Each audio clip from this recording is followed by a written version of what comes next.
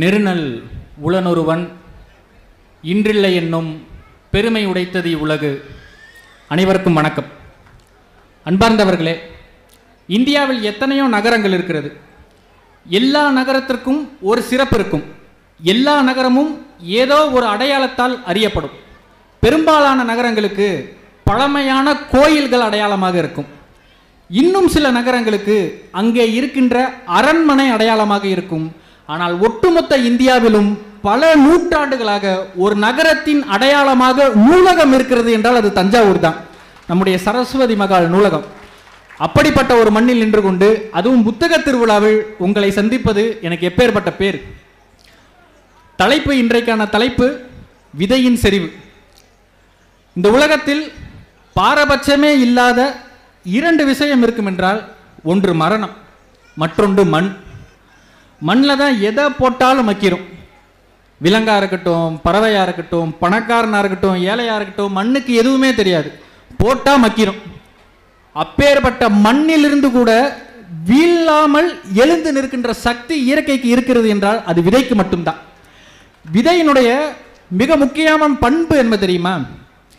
ஆழ வேர் விட்டு 1000 கிளை விட்டு வளர்ந்த ஆலமரமாக இருந்தாலும் வெறும் குண்டின் மணி அளவுதான் இருக்கும். அதுதான் விதையினுடைய செறிவு. கனடாவில் ஒரு பனிப்படைந்த பிரதேசத்தில் சில உறைந்த நிலையில் இருந்த விதைகளை கண்டுபிடிச்சாங்க. அந்த விதையை எடுத்துட்டு வந்து மண்ணில் ஊண்டி தண்ணி விட்டு வளர்த்து பார்த்தாங்க. இதில் என்ன தெரியுமா ஆச்சரியமான விஷயம்? அந்த விதைகள் உறைந்தது 10,000 வருஷத்துக்கு முன்னாடி. 10,000 வருஷம் ஆச்சு அந்த விதைகள் உறையுது. ஆனாலும் கொஞ்சம் போல மண்ணும் ஒரு துளி நீரும் இருந்தால் அந்த விதை மீண்டும் முளைத்தது, அங்கே மலர்கள் வந்தது. அதுதான் விதைக்கான செறிவு. ஒட்டுமொத்த இயற்கையிலும் மிகச் செறிவான ஒரு உயிர்ப்பான விஷயம் இருக்கும் என்றால் அது விதைதான் நண்பர்களே. ஒரு பக்கம் விதை என்றால் ஒட்டுமொத்த மனித குலமும் அத்தனை செறிவாக ஒன்றை கண்டுபிடித்து வைத்திருக்கும் என்றால் அது புத்தகங்கள் தான். ஒவ்வொரு புத்தகமும் ஒரு விதை தான். விதை என்றால் புத்தகம் சொல்லியாச்சு. முதல் விதையை கவிதையிலிருந்து ஆரம்பிக்கலாம் நினைக்கிறேன். ஏன்னா உலகத்திலேயே 2 தேசங்களினுடைய தேசிய கீதத்தை இயற்றியவர் ரவீந்திரநாத் தாகூர். அவர் கவிதையை பற்றி அவருடைய கவிதை வரியில் ஒன்று சொல்லுவார். மனிதன் தண்ணீர் இல்லாமல் கூட வாழ்ந்து விடுவான், ஆனால் கவிதை வரிகள் இல்லாமல் வாழ்ந்து விட மாட்டான். கொஞ்சம் யோசித்து பார்த்தா அது உண்மைதான். ஏன்னா மனித வரலாறு தொடங்கியது தொட்டு அவன் கவிதையில் தான் பேசிக்கிட்டே வரான். நம்ம கையில் இன்னைக்கு கிடைக்கிறதுல மிக பழமையான இலக்கியம்னா அது சங்க இலக்கியம் தான். எல்லாருக்கும் சங்க இலக்கியம் மீது இருக்கின்ற ஒரு விமர்சனம் என்னன்னா, அது படித்தா புரியாது. ஏன்னா 2000 வருஷம் பழசாயிருச்சு. நாங்கள் இன்னைக்கு 21வது நூற்றாண்டில் உட்காந்துருக்கோம். அந்த இலக்கியங்கள் எப்படி எங்களுக்கு புரியணும்? நமக்கெல்லாம் சினிமா பார்ப்போம் தானே, எல்லாருக்கும் சினிமா பார்க்கின்ற பழக்கம் இருக்கும். ஒரு காதலன் காதலி பார்க்கிறான்னு வச்சுக்கோங்களேன். அவன் எங்கேயோ பஸ் ஸ்டாண்ட்லேயும் எங்கேயோ பார்ப்பான். ஃப்ரெண்டுகிட்ட சொல்லுவான், பார்த்தேன் ஆனால் எங்கேயோ போயிட்டா, எங்கே போனான்னு தெரியலன்னு. அதுக்கு அந்த ஃப்ரெண்டு என்ன சொல்லுவான்? எங்கடா போயிட போடா, இந்த ஊரில் தானே எங்கேயோ இருக்க போறா, தேடுனா கிடைக்க மாட்டாளா அப்படின்னு. குறுந்தொகைன்னு ஒரு இலக்கியம் நண்பர்களே. இங்கே பையன் பேசுகிறான், அதே குறுந்தொகையில் ஒரு பொண்ணு பேசுகிறாங்க, அவ்வளவுதான் வித்தியாசம். நிலம் தொட்டு புகார், வானம் ஏறார், விலங்கு இரு முன்னீர், காலில் செல்லார், நாட்டின் நாட்டின் ஊரின் ஊரின், குடிமுறை குடிமுறை தேரின், கெடுநரும் உளரோ நம் காதலோரே. எங்கே போயிட போகிறான் அவன்? உன் காதலன் எங்கே போயிட போகிறான்? நிலத்தை பறித்து உள்ளே போய் படுத்துக்க போகிறானா? இல்லை வானத்தில் படிக்கட்டு போட்டு ஏறி போயிட போகிறானா? இல்லை கடலில் காலாலேயே நடந்து எங்கேயாச்சும் ஓடி போயிட போகிறானா? நாடு நாடா ஊர் ஊரா தெரினா கிடைக்க மாட்டானாடா? இது நமக்கு புரியலையா? இது இன்னைக்கு இருக்கிறதானே. இன்னும் அடுத்த நிலைக்கு போவோம். அன்பார்ந்தவர்களே, அகடானூறுன்னு ஒரு இலக்கியம் நமக்கு தெரியும்னு நினைக்கிறேன். தலைவன், தலைவி, தோழி, தாய், செவிலித்தாய், இந்த 5 கேரக்டரை வச்சுட்டு அவங்க சொல்கிற கவிதை இருக்குல்ல, உண்மையிலே நம்மளை பிரமிக்க வச்சிடும். அகடானூரில் உப்பு விற்கிறத பற்றி ஒரு கவிதை இருக்குது, அம்மூனார் இயற்றினது. நான் பாட்டெல்லாம் சொல்லி உங்களை போர் அடிக்க விரும்பலை. அகடானூரில் 140வது பாடல். வாய்ப்பு இருப்பவர்கள் தேடி கண்டுபிடிச்சிக்கோங்க. ஒருத்தவன் உப்பு விற்க கடல்ல இருந்து நகரத்துக்கு போகிறான். ஏன்னா உப்பு நெய்தல் நிலத்தில் தான் விளையும். அந்த காலத்தில் உப்பும் அரிசியும் ஒரே விலை தான். 1 கிலோ உப்பு கொடுத்தோம்னா 1 கிலோ அரிசியை வாங்கிக்கலாம். இது ஒரு வரலாற்று தகவல், போகிற போக்கில் சொல்லிட்டு போகிறாங்க. இன்னைக்கு நம்மளாம் வேலை செய்து சம்பளம் வாங்குறோம். அந்த சம்பளம்ங்கிற வார்த்தை எங்கிருந்து வந்தது தெரியுமா? சம்பா அளம். சம்பானா நமக்கு தெரியும், சீரக சம்பா, மாப்பிள்ளை சம்பான்னு சொல்கிறோம். சம்பா என்றாலே அரிசி. உப்பளத்தில் விளையக்கூடியது உப்பு. அந்த காலத்தில் இருக்கின்ற தமிழர்கள் மனிதர்கள் எல்லோருக்கும் சம்பளமாக அரிசியையும் உப்பையும் தான் கொடுத்தார்கள். அந்த வார்த்தை தான் சம்பளம்னு சேர்ந்து வந்தது. 2000 வருடங்களாக நம்ம இன்னும் சம்பளத்தை தான் பயன்படுத்தி கொண்டிருக்கிறோம். இந்த வார்த்தை இருப்பது அகநானூர்ல. இப்போ சம்பளம் நம்ம வாங்கியாச்சு. இப்போ உப்பை விற்க உமனர்கள் வேறு நிலத்திற்கு போறார்கள். அந்த நிலம் அவங்களுக்கு புதிது. அந்த ஊர்லலாம் நாய் வளர்ப்பாங்களே, அப்போ புதுசாக ஆள் அந்த நாய் பார்த்து குலைக்கும்ல. ஒரு மிகப்பெரிய மாட்டு வண்டி முழுக்க உப்பு ஏற்றிட்டு ஒரு வயதானவரும் அவர் கூட ஒரு இளம் பெண்ணும், அவர் ரொம்ப அழகானவர், இளம் பெண்ணும் போகிறாங்க. அந்த ஊரில் இருக்கிற நாய் அவங்கள பார்த்து குலைக்குது. அப்போ ஒருத்தன் அந்த பொண்ணை பார்க்குறான். அந்த பொண்ணு பார்த்து பயந்து நிற்குது. அந்த பொண்ணை பார்த்த உடனே அவனுக்கு காதல் வந்து விட்டது. இப்போ அவன் சொல்கிறான், அந்த வண்டி ஒரு சகதியில் மாட்டி நகர முடியாமல் நிற்கிது. விவசாயிகள் என்ன பண்ணுவாங்கன்னா, ஒரு முறை அறுவடை பண்ணிட்டாங்கன்னா அடுத்த முறை அறுவடை பண்ணுவதற்கு அந்த விளை நிலத்தை தீயிட்டு கொளுத்திடுவாங்க. அப்போ கருப்பா ஒரு புகை போகும்ல, அந்த மாதிரியான கரும்புகையில இந்த வண்டி மாட்டிக்கிச்சு. இந்த வண்டி மாட்டிக்கிறத காப்பாத்துறதுக்கு இந்த வண்டி மாடுகள் எப்படி உதவுதோ அது மாதிரி இந்த பொண்ணோட கண்ணுல நான் மாத்திக்கிட்டேன். இந்த பொண்ணுடைய கண்ணிலிருந்து நான் தம்பிக்க இந்த வண்டிக்காரன் தான் எனக்கு உதவணும். எப்படி இந்த மாடு சேத்துல சிக்கிக்கிட்ட வண்டியை காப்பாற்ற உதவுதோ அதே மாதிரி மீன் போன்ற கண்களை உடைய இந்த பெண்ணினுடைய கண்களில் சிக்கிய என்னை இந்த வண்டிக்காரன் தான் காப்பாற்றணும் அப்படின்னு சொல்றான். நமக்கெல்லாம் ஒரே கேள்வியா இருக்கும், வண்டிக்காரன் எப்படி காப்பாற்ற முடியும்னா அதுக்கப்புறம் தான் சொல்றாங்க, அந்த பொண்ணோட அப்பா தான் அந்த வண்டிக்காரர். எப்படி ஒரு காதலை வரலாற்று சுவையோடு இயல்பாக எடுத்து வைக்கின்ற இலக்கியங்கள் எல்லாமும் விதை போதுன்றதுதான். நான் இன்னொரு ஒரு இலக்கியம் சொல்றேன், அது எந்த இலக்கியம்னு பின்னாடி சொல்றேன். எப்பயுமே ஒரு குடும்பத்தில் ஒரு கணவனும் மனைவியும் இருக்காங்க. எல்லா நேரங்களும் கணவனுக்கு நல்லா ட்ரெஸ் பண்ணிட்டு கிளம்பணும்னு தோணாது. எனக்காச்சும் ஒரு நாள் அவர் சந்தோஷமா இருந்தாருன்னா நல்லா ட்ரெஸ் பண்ணிட்டு கிளம்புவார். அன்னைக்கு அந்த கணவனுக்கு தோணுச்சு. நண்பர்களே, சங்க காலத்தில் ஆண்களும் முடி வளர்ப்பார்கள், ஆண்களும் பூ வைப்பார்கள். அதுதான் அவர்களுடைய அலங்காரம். இவன் புதுசா மரத்தில் இருந்த பூவை பறித்து தலையில் வச்சுக்கிறான். வச்சுட்டு வீட்டை விட்டு கிளம்ப போகும்போது அவங்களோட வீட்டம்மா கேட்குது, இப்போ இவ்வளவு சீவி சிங்காரிச்சிட்டு நீ எவ்வளோ பார்க்க போற அப்படின்னு. சரி, இன்னைக்கு ஆரம்பமே சரியில்லை, ஏதோ நமக்கு போதாத காலம் போல அப்படின்னு அவன் வீட்டிலேருந்து கிளம்ப போனவே உள்ளே வந்துடுறான். நான் எங்கேயுமே போகலன்னு. அந்த அம்மா முறைச்சிக்கிட்டே இருக்கு. முறைச்சிட்டே இருக்கும்போது சரி நம்ம எதுவும் பேச வேணாம், அவங்களே பார்ப்போன்னு அவங்களுடைய கண்ணை பார்த்துக்கிட்டே இருக்கான். என்ன பண்ற? நான் ரசிக்கிறேன். நீ என்னைய ரசிக்கிற மாதிரி இல்ல, இப்ப யாரையோ பார்க்க போனேல அவளை மனசுல நினைச்சுக்கிட்டே என்னைய பார்க்குற மாதிரி இருக்கு அப்படின்றான். திருப்பி அவனுக்கு என்ன பண்றேன்னு தெரியல. நான் எதுவுமே பண்ணலையே, எந்த தப்புமே பண்ணலையே, இது என்னடா சிக்கலா இருக்கு அப்படின்னு. நான் இப்ப சத்தியமா ஒன்னதான் நினைச்சேன் அப்படின்னு சொல்றான். இப்ப நீ சத்தியமா என்னதான் நினைச்சனா இதுக்கு முன்னாடி நீ என்ன நினைக்கலன்னு அர்த்தம். அப்ப இதுக்கு முன்னாடி யாரை நினைச்ச அப்படின்னு ஒரு கேள்வி. இவன் நான் உன்னை விட நான் வேறு எவரையுமே அதிகமாக காதலிக்கல, நான் வேற யாரை நினைக்க போறேன்? இப்ப என்னை விட அதிகமாக காதலிக்கலனா அப்ப என்னை விட கம்மியா யாரையோ காதலிக்கிறேன்னு தான் அர்த்தம். அது யாருன்னு சொல்லு. இவனுக்கு எல்லா வார்த்தைகளுமே கத்தி மாதிரி திரும்பி வருது. என்ன பண்றதுன்னே தெரியல. சரி, வார்த்தைகள் அனைத்தும் தோர்த்த இடத்தில் இன்னொரு பிளான் பண்றான் அவன். சரி, தும்மிடுவான். பேசினா தானே பிரச்சனை, பேசினா தானே பிரச்சனை வருது, தும்மிடலாம். அன்பானவர்களே, நமக்கு தும்முனா நமக்கு ஒரு பழக்கம் இருக்கு, ஆயுசு 100ன்னு சொல்லுவோம். சரி, தும்முன உடனே தலையை தட்டி ஆயுசு 100ன்னு சொல்லுவா, சண்டை சரியாயிரும் அப்படின்னு நினைச்சுட்டு அவன் தும்புறான்.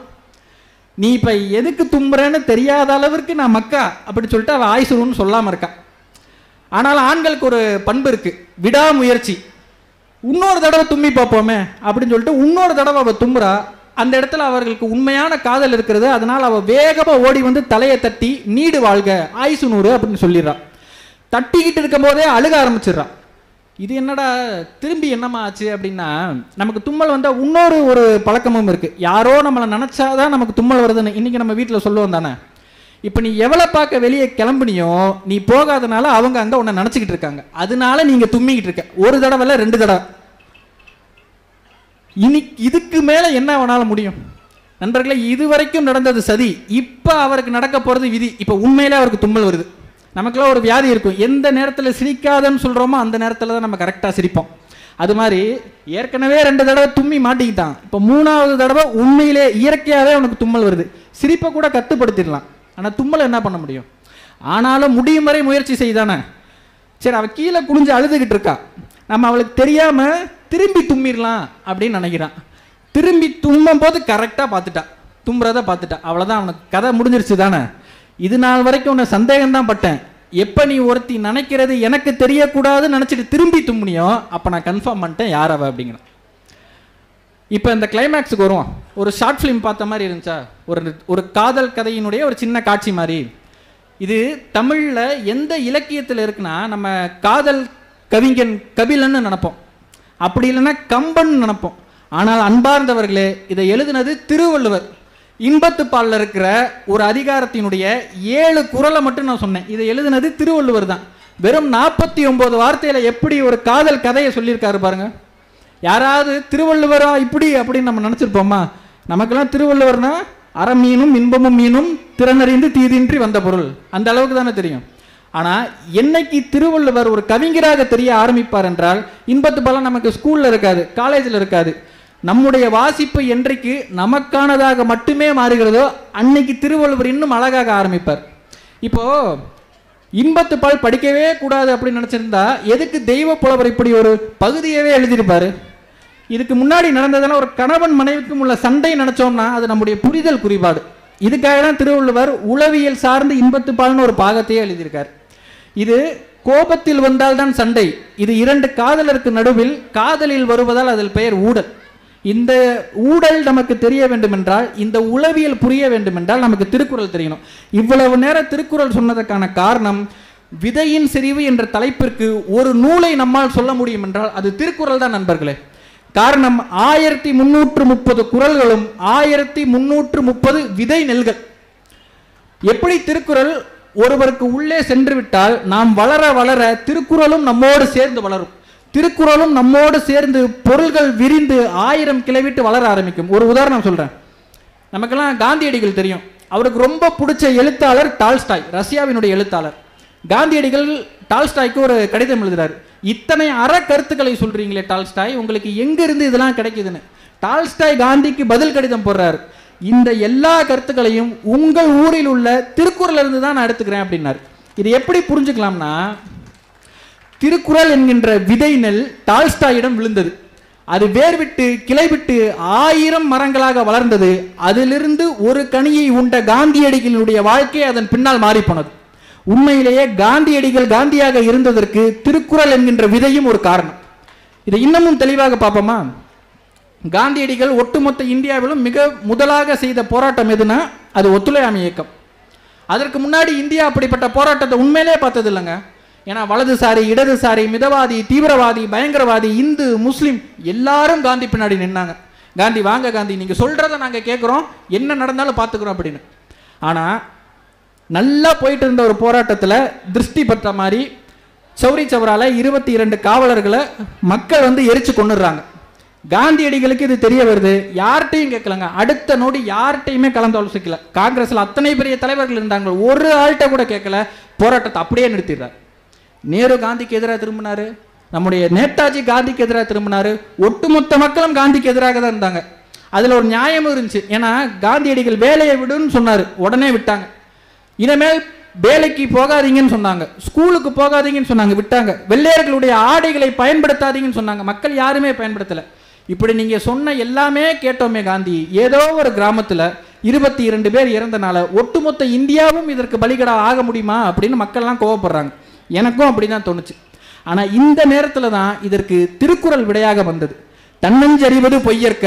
காந்தியடிகள் செய்தது தவறா அப்படின்னு கேட்டா, காந்தியடிகள் தன்னுடைய உள்ளத்திற்கு தவறு என்று தெரிந்ததை ஒரு நாளும் செய்ததில்லை. ஏன் செஞ்சதில்லைன்னா, தன்னஞ்சே தன்னை சுடும். மக்களுக்கு அவர் பயப்படல, கடவுளுக்கு பயப்படல, தன்னுடைய மனசாட்சிக்கு பயந்தவர் காந்தி. அதனாலதான் கடைசி வரைக்கும் தனக்கு தவறு என்று தெரிந்ததை ஒரு நாளும் செய்யலை. நம்ம நினைப்போம் அது ஏதோ ஒரு இடத்துல இருந்த வன்முறை தானேன்னு. ஏதோ ஒரு இடத்தில் காட்டில் இருக்கின்ற சிறு தீப்பொறி தான் அடுத்த நாள் காலையில் காட்டையே சாம்பலாக்கிவிடும். ஏதோ ஒரு இடத்தில் இருந்த சின்ன வன்முறை தான் ஒட்டுமொத்த இந்தியாவும் பரவிடும். அதற்கடுத்து இந்தியாவினுடைய போராட்ட குணமே வன்முறையாக மாறிவிடும்னு காந்திக்கு எப்படி தெரிந்தது என்றால், அவருள் வள்ளுவர் என்கின்ற விதை இருந்தது. நண்பர்களே, இதற்கு முன்னால் சரஸ்வதி மகாலினுடைய நூலகத்தை சொன்னேன். இன்னைக்கு ஒரு அரண்மனையில் எத்தனையோ பொருட்கள் இருந்தாலும் சரி, நூலகம் இல்லாமல் ஒரு அரண்மனை எடுக்கக்கூடாதுன்னு நினைச்ச முதல் மன்னர்னா 2ஆம் சரபோஜி மன்னர் தான். அதற்கு காரணம் என்ன தெரியுமா? அவருக்குள்ள புத்தகம் இருந்தது. அவருடைய ஆட்சி காலத்தில் 1820 இந்தியா முழுக்க போகலாம், புத்தகங்களை வாங்கி குவிக்கலாம்னு நினச்சிட்டு இங்கே இருக்கிற ஓவியர்கள், அவர்களுடைய காவலர்கள், பண்டிதர்கள்னு 300 பேரை கூட்டிட்டு இந்தியா முழுக்க போனார். முதல்ல அவர் காசிக்கு போனார். காசியில் இருக்கின்ற கடவுளை தரிசித்து விட்டு 64 காசியினுடைய படித்துறைகள் இருக்கும், அதையெல்லாம் அவருடைய ஓவியர்களை கொண்டு தத்ரூபமாக வரைகிறார். இதில் என்ன ஒரு விஷயம்னா, அவர் வரைஞ்ச இந்த ஓவியம் 200 ஆண்டுகளுக்கு பின்பும் இன்னும் நமக்கு அருங்காட்சியகத்தில் அப்படியே இருக்குது. நீங்கள் போனால் பார்க்கலாம், 64 காசியினுடைய படித்துறைகளும் வரைஞ்சிருப்பாங்க. அதுக்கடுத்து அவர் டெல்லிக்கு போகிறாரு, தாஜ்மஹாலை பார்க்குறாரு, இதே மாதிரி வரைய சொல்கிறாரு. அதற்கடுத்து கல்கத்தாவினுடைய காளி கோயில் போய் தரிசிக்கணும்னு சரபோஜி மன்னருக்கு ஒரு ஆசை. கல்கத்தாவினுடைய அப்போதைய ஆங்கிலேய ஆளுநரினுடைய பெயர் மார்க்கஸ். சரபோஜி மன்னருக்கும் ஆங்கிலேயர்களுக்கும் ரொம்ப நல்ல இணக்கமான ஒரு உறவு தான் இருந்தது. அதனால மார்க்கஸ் சரபோஜி மன்னரை வரவேற்க ரொம்ப தயாராக இருக்கார். என்ன வார்த்தை சொல்லி வரவேற்றாருங்கிறது தான் முக்கியம். தமிழ்நாட்டிலிருந்து வந்த மன்னருக்கு என்னுடைய வணக்கம்னு அவர் சொல்லலை, தஞ்சாவூரிலிருந்து வந்த மன்னருக்கு என்னுடைய வணக்கம்னு அவர் சொல்லலை, திருக்குறளின் தேசத்திலிருந்து வந்தவருக்கு என்னுடைய வணக்கம், உங்கள் வாயிலாக நான் திருக்குறளை கற்றுக்கொள்ள ஆசைப்படுகிறேன். குறிப்பாக தமிழ்நாட்டிலிருந்து ஒரு மன்னர் போறாரு, அதுவும் புத்தகத்தின் மீது காதல் கொண்ட ஒரு மன்னர். இந்த வார்த்தை கேட்டால் அவருக்கு எவ்வளவு சந்தோஷமா இருந்திருக்கும். அப்படி தானே நீங்களும் நினச்சிங்க? அப்போ நான் நினச்சதில் தப்பு இல்லை தானே? அன்பார்ந்தவர்களே, புத்தகத்தின் மீது காதல் கொண்ட ஒரு மன்னராக இருந்தாலும், தமிழ்நாட்டில் வாழ்ந்த ஒரு மன்னராக இருந்தாலும், திருக்குறள் என்கின்ற பெயரை சரபோஜி மன்னர் முதலாக ஒரு ஆங்கிலேயரினுடைய வாயிலிருந்து தான் கேட்கிறார். அப்படி ஒரு வார்த்தை அவர் கேட்டதே கிடையாது. சரி, அவர் கூட தான் 300 பேரை கூட்டிட்டு போயிருக்காங்களே, ஓவியர் இருக்காங்க, பண்டிதர் இருக்காங்க, காவலர்கள் இருக்காங்க. 300 பேருக்கும் தமிழில் திருக்குறள்ன்ற ஒரு நூல் இருக்குன்னே தெரியாது. அவருக்கு ரொம்ப வெக்கமாக இருந்துச்சு. 3 வருஷம் இந்தியாவெல்லாம் சுற்றுறதெல்லாம் நிறுத்திட்டு நேராக இங்கே வந்தார். நூலகத்தில் திருக்குறளினுடைய ஓலைச்சுவடிகள் இருக்கான்னு தேடி பார்த்தாரு. நண்பர்களே, திருக்குறளினுடைய ஓலைச்சுவடி சரஸ்வதி மகால் நூலகத்திலேயே கிடையாது. இதுக்கு அடுத்து அவர் ஒரு முடிவெடுத்தார், அதுதான் வரலாற்று சிறப்பு மிக்கது. அவர் போய் அரசாங்க செலவில் திருக்குறள் ஓலைச்சுவடிகள் எங்கெல்லாம் இருக்கிறதோ எல்லாவற்றையும் கொண்டு வாருங்கள்னு சொல்லலை, எங்கெல்லாம் தமிழ் ஓலைச்சுவடிகள் இருக்கிறதோ எல்லாவற்றையும் அரசாங்க செலவில் கொண்டு வாருங்கள்னு சொன்னார். இன்னைக்கு வரைக்கும் சரபோஜி மன்னரினுடைய பெயர் அந்த ஓலைச்சுவடிகளால் நிலைத்திருக்கிறது. இன்னைக்கு தஞ்சாவூர் நம்ம சொன்னோம்னா, ராஜராஜனுக்கும் ராஜேந்திரனுக்கும் அடுத்ததாக 3ஆவதாக ஒரு அரசரினுடைய பெயர் ஞாபகம் இருந்ததுன்னா அது சரபோஜி மன்னர் தான். அவருடைய ஏதாச்சும் ஒரு போர் நமக்கு தெரியுமா? அவர் எங்கிருந்து வந்தார்னு தெரியுமா? மராட்டியத்தில் அவருடைய குலம் என்னன்னு தெரியுமா? எதுவும் தெரியாது. ஆனால் நூல்களை கைவிடாத ஒருவனை காலம் ஒரு நாளும் கைவிடாது என்பதற்கு எடுத்துக்காட்டு சரபோஜி மன்னர். சரபோஜி மன்னரினுடைய உள்ளத்தில் விதையாக நூல்கள் இருந்தது, அது இன்றைய வரைக்கும் விருட்சமாக வளர்ந்து கொண்டிருக்கிறது. சரி, எதுக்கு கதை படிக்கணும்? சரி, கவிதையை விட்டுருவோம், ஏன் கதை படிக்கணும்? ஒய் ஃபிக்ஷன் அப்படின்னு ஒரு கேள்வி ஆங்கிலத்தில் ரொம்ப அழகா இருந்தது, சமீபத்தில் படித்தது. Why fiction because real life is more terrible. ஏன் நம்ம புனைவுகளை படிக்கணும்னா, நம்முடைய உண்மையான வாழ்க்கை புனைவை விட பயங்கரமா இருக்கு அப்படிங்கிறாங்க. நண்பர்களே, இந்த உலகத்தினுடைய மிக பழமையான ஓவியம் எந்த இடத்துல கண்டுபிடிச்சிருக்காங்கன்னா, இந்தோனேசியால சுலவேசி அப்படின்னு ஒரு பகுதியில் உலகத்தின் மிக பழமையான ஓவியம். அதுக்கு வயசெல்லாம் நம்ம 3000 4000 கிடையாது, 51,200 ஆண்டுகள். கிட்டத்தட்ட இந்த மனித குலம் உருவாக்கியதில் மிக பழமையான ஒன்று. 51,200 ஆண்டுகள். ஒரு பன்றியை 3 பேர் சேர்ந்து வேட்டையாடுவதற்கான அந்த ஓவியம் அது. ஆராய்ச்சியாளர்கள் அந்த ஓவியத்தை பார்த்துட்டு இது எதற்காக வரைஞ்சிருப்பாங்கன்னு சிந்திக்கிறாங்க. அப்பதான் சொல்றாங்க, வேட்டையாடுதலில் இருந்து தான் கதைகள் பிறந்தது.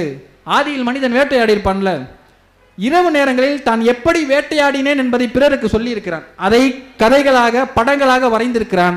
கதை சொல்லுதல் என்பது 50,000 ஆண்டுகளுக்கு பழமையானதுன்னு. இப்ப மனித குலம் கண்டுபிடித்ததில் மிக பழமையான ஒரு கலை இருக்கும் என்றால் அது கதை சொல்லுதல் தான். அந்த கதைகள் எல்லாம் தான் இன்றைக்கு புத்தகங்களாக நம் முன்னாடி கண்காட்சியாக இருக்கிறது. நம்ம சிந்திச்சு பார்ப்போம், கடவுள் நமக்கு அபரிவிதமா ஆசீர்வதிச்சு ஆளாளுக்கு 100 வருஷம் வாழ்ந்துட்டாலுமே நம்ம வாழ போறது ஒரே ஒரு வாழ்க்கை தான். நமக்கு கிடைக்க போவது ஒரு வாழ்க்கையினுடைய அனுபவம் மட்டும்தான். நம்ம ஆசிரியராக இருந்தோம்னா ஆசிரியனுடைய வாழ்க்கை மட்டும்தான் நமக்கு தெரியும். ஒரு மருத்துவருக்கு மருத்துவரினுடைய வாழ்க்கை மட்டும்தான் தெரியும். ஆனால் ஒவ்வொரு புத்தகமும் நமக்கு ஒவ்வொரு வாழ்க்கையை அறிமுகப்படுத்தும். இங்கே இருக்கும்போதே நம்மால் 2ஆம் உலகப் போரில் என்ன நடந்ததுன்னு நம்மளால் கண்டுபிடிக்க முடியும். இங்கே இருக்கும்போதே ஒரு அகதியினுடைய வாழ்க்கை எத்தனை பாவமானது, எத்தனை கொடூரமானது நம்மால் வாழ்ந்து பார்க்க முடியும். ஒரு சினிமா பார்க்கும்போது நம்ம சிரிக்கிறோம், ஒரு சினிமா பார்க்கும்போது நம்ம அழுகிறோம். காரணம் என்ன? அந்த சினிமாவில் இருக்கின்ற கதாபாத்திரத்திற்கும் நமக்கும் இருக்கின்ற இடைவெளியை நாம் மறந்து விடுகிறோம்.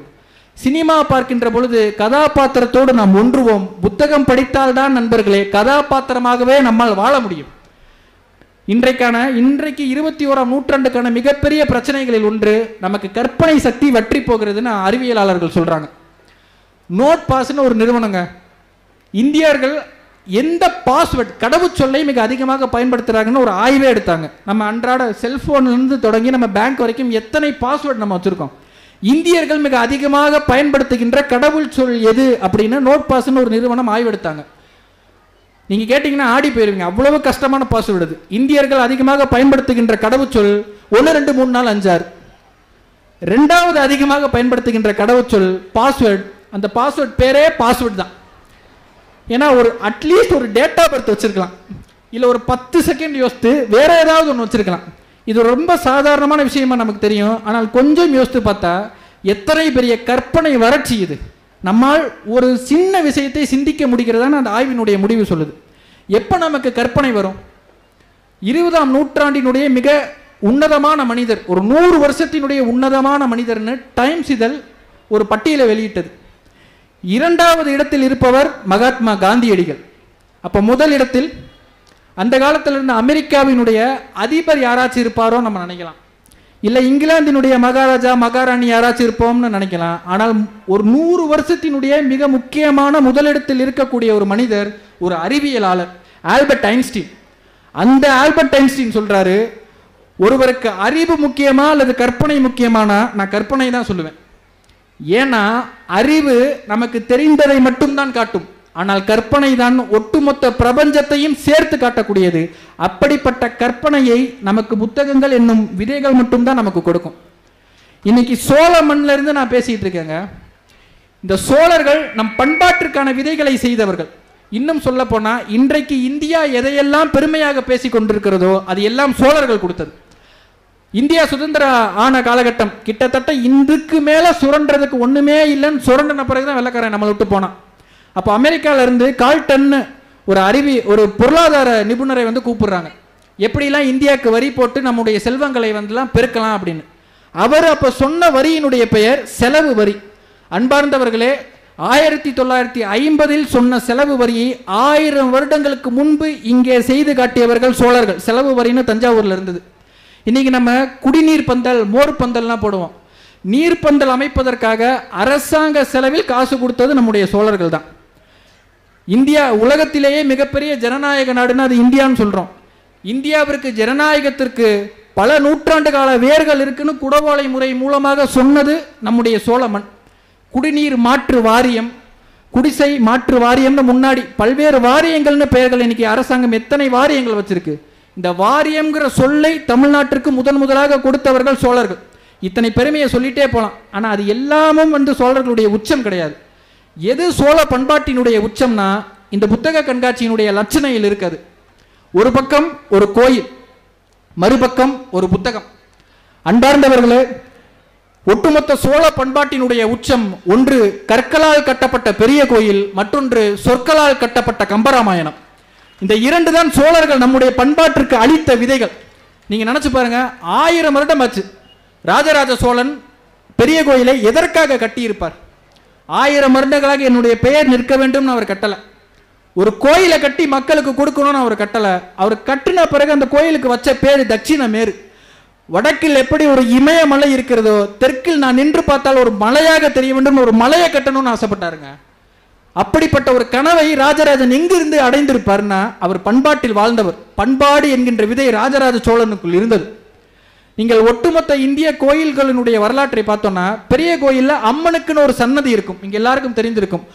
முதலாக ஒரு பெண் கடவுளுக்கு கோயிலில் சன்னதி வைத்ததுன்னு அது பெரிய கோயில் தான். அதற்கு பின்பாக தான் உலகத்தில் மற்ற கோயில்கள் எல்லாமும்.